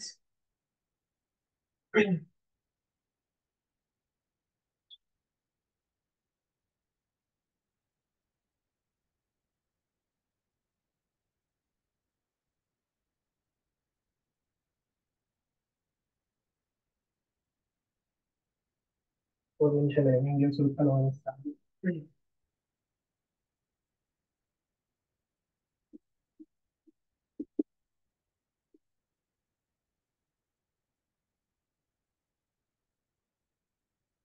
இப்ப பார்ப்போம். 6ஆல சுருக்கக்குள்ள இங்க 5 முறை, இங்க 3 முறை. இப்ப மேல எப்படி வரும்? மேல வரும் பாருங்க. 6 தர 3 18. கீழே 5. அப்ப எங்களுக்கு 1 மீட்டர் செகண்ட் -1 மாறக்குள்ள எப்படி வரும்? 18/5 கிலோமீட்டர் அவ -1க்கு வரும். ரைட். 18/5 கிலோமீட்டர் அவ -1. இங்க கீழே இருந்த அவர் நான் இந்த இடத்துல மேல கொண்டு போகல எப்படி மாறும்? இந்த இடத்துல கீழே இருந்த அவர் மேல கொண்டு போகல எப்படி மாறும்? அவர் -1 மாறும். அப்போ 1 மீட்டர் செகண்ட் -1 யாருக்கு சமன்டா? 18/5 கிலோமீட்டர் அவ -1க்கு சமன். ரைட். இதை நோட் பண்ணி எடுங்க. முதல் கேள்வினால கொஞ்சம் கஷ்டமா இருக்கும். போக போக சரியா வரும். இதுக்கான ஃபர்ஸ்ட் கேள்வி.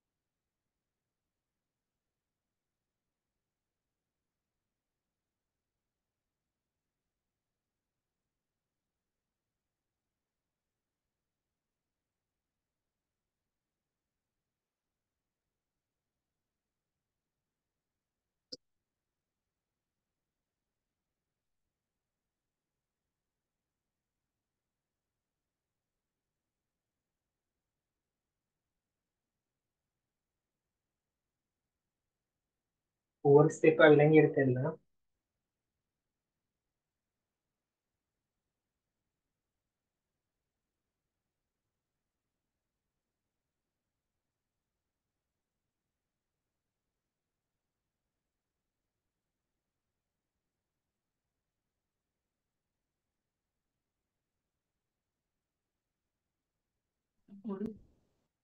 இது எழுதி எடுத்த ஸ்டூடெண்ட்ஸ் கொஞ்சம் ஹேண்ட் ரைஸ் பண்ண பார்ப்போம்.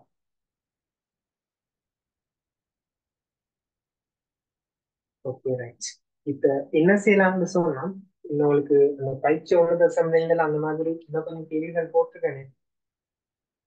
எப்ப வரைக்கும் எல்லா கேள்வியும் செய்யலாம். நீங்க உண்டு விடாம எல்லா கேள்வியும் செய்யலாம். உண்டு விடாம எல்லா கேள்வியும் செய்யலாம். ஹோம்ஒர்க்கா அந்த 5 கொஸ்டின்ஸையும் ட்ரை பண்ணுங்க. நெக்ஸ்ட் கிளாஸ் தாங்க பார்ப்போம். நீங்க செஞ்சுட்டு கிளாஸ்க்கு அடுத்த கிளாஸ் அதை செஞ்சுட்டு வாங்க. லாஸ்ட் உள்ளது இளங்கல்ல, எந்த இடம் இளங்கல்ல இன்னும் மெசேஜ்ல போடுங்க.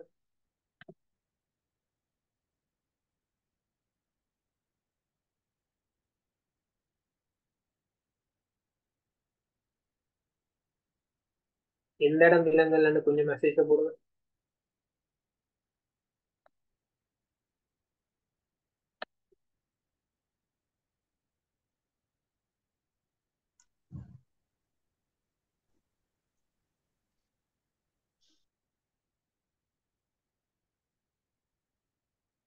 இதுவரைக்கும் ஓகேன்னு நினைக்கிறேன். காரணம் இங்க மீட்டரை கிலோமீட்டருக்கு மாத்தி முடிக்கிறீங்க. செகண்ட் இங்க இருக்கிறது ஒரு செகண்ட், செகண்ட் நிமிஷத்துக்கு மாத்தி 60ஆல பிரிக்கிறீங்க. இந்த இடத்துல நிமிஷமா மாறுது, நிமிஷத்தை அவருக்கு மாத்தி இன்னொரு 60ஆல பிரிக்கிறீங்க. அவர் பிரித்தலை பெருத்தலா மாத்தக்குள்ள அவர் நிகர்மாறா மாறும். தனித்தனி பெருக்களா இருக்கிறத எங்களுக்கு என்ன செய்யலாம், பின்னத்துல ஒரே பெருக்களா எழுதலாம். இப்ப இதுக்கப்புறம் நடக்கிற ஸ்டெப்னா இந்த இடத்துல இருக்கும் பாருங்க. உண்மைக்கும் என்ன நடக்குது, ஒன்றுன்ற இலக்கத்தை பிரிக்கிறோம், ஒன்றின் கீழ் 60 தர 60. அப்ப அதே மாதிரிதான் பாருங்க, ஒன்றை பிரிக்கிறோம், ஒன்றின் கீழ் 60 தர 60. அப்ப பிரித்தல் பெருக்கலாமா இருக்கும், பிரித்தல் பெருக்கலாமா இருக்கும், என்னவா மாறும், அது நிகர்மாறா மாறும். ஒன்றின் கீழ் 60 தர 60 நிகர்மாறு என்னது, 60 தர 60. அப்ப ஏற்கனவே ஒன்றின் கீழ் 13க்கு பதிலா 1000, இந்த நிகர்மாருக்கு பதிலா 60 தர 60. அப்ப சுருக்கக்குள்ள இங்க 0 ஒரு முறை, 0 ஒரு முறை, இங்க ஒரு 0, இங்க ஒரு 0. அப்ப இந்த 6 ரெண்டாலும் சுருக்கினா 3 முறை, இந்த 10 ரெண்டாலும் சுருக்கினா 5 முறை. இப்ப 6 3 18, கீழே 18 கீழே 5 கிலோமீட்டர் -1 இது வரும். ரைட். மீதியுள்ள கொஸ்டின்ஸை ட்ரை பண்ணுங்க. மீதியுள்ள கொஸ்டின்ஸை ட்ரை பண்ணுங்க. ஐடியா வராட்டி ஒரு ப்ராப்ளம் இல்லை, நெக்ஸ்ட் கிளாஸ் பார்ப்போம். சென்டிமீட்டர் உங்களுக்கு ஐடியா ஒன்று சொல்லிட்டாங்க. சென்டிமீட்டர் -3 மீட்டர் -3க்கு மாற்றக்குள்ள ஃபர்ஸ்ட் அந்த -3 இல்லாம ஆக்கிக்கோங்க. ஹோம்ஒர்க் ஒரு ஐடியா, அந்த -3 இல்லாம ஆக்கி கொண்டு அவரை பின்னத்துக்கு கீழே கொண்டு வாங்க. சென்டிமீட்டர் கணத்தை யாரா மாத்தணும்னா நீங்க மீட்டர் கணக்கா மீட்டர் கணமா மாத்தணும். சென்டிமீட்டரை மீட்டரா மாத்த என்ன செய்யுங்க, 10^2 இல்லாட்டி 100 பிரிப்பீங்க. அப்ப சென்டிமீட்டர் வர்க்கத்தை மீட்டர் வர்க்கமா மாத்த 100 தர 100 பிரிப்பீங்க. சென்டிமீட்டர் கணத்தை மீட்டர் கணமா மாத்த 100 தர 100 தர 100 பிரிப்பீங்க. அவ்வளவுதான், அவ்வளவுதான் விஷயம். நெக்ஸ்ட் கிளாஸ்ல நான் விளங்கப்படுத்துறேன். ஓ, டிரெக்டாக -1க்கு சேஞ்ச் பண்ணலாம். இன்டர்செக்ட் -1 டிரெக்டா 1 ஷாட் கிலோமீட்டர் -1க்கு சேஞ்ச் பண்ணலாம். பட் அந்த மெத்தடை நான் பிறகு சொல்லித்தரேன். என்ன இப்ப சொல்லி கொடுத்தா நீங்க இந்த மெத்தடுக்கு பழக மாட்டீங்க. நான் அது இன்னும் 2 கிளாஸ் போன பிறகு அந்த ஷார்ட்கட் மெத்தடை சொல்லித்தரேன். இப்போதைக்கு இதுல செய்யுங்க. ஓகே, அப்ப இன்னைக்கு கிளாஸ் என் பண்ணுவோம்னாங்க. அடுத்த கிளாஸ் உங்களுக்கு மண்டே நடக்கும். மண்டே 9 நடக்கும், 9 to 10:30. ஸோ அந்த கிளாஸ்ல மீட் பண்ணுவோம்னாங்க. இதுக்கு பிறகு எனக்கு 9க்கு ஒரு கிளாஸ் உங்களுக்கு சூப்பர் சீனியர்ஸ் பேப்பர் கிளாஸ் ஒன்று இருக்கு. ஸோ நான் அசைன் பண்ணு. வெல்கம். அடுத்த கிளாஸ்ல மீட் பண்ணுவோம். ஓகே, பாய்.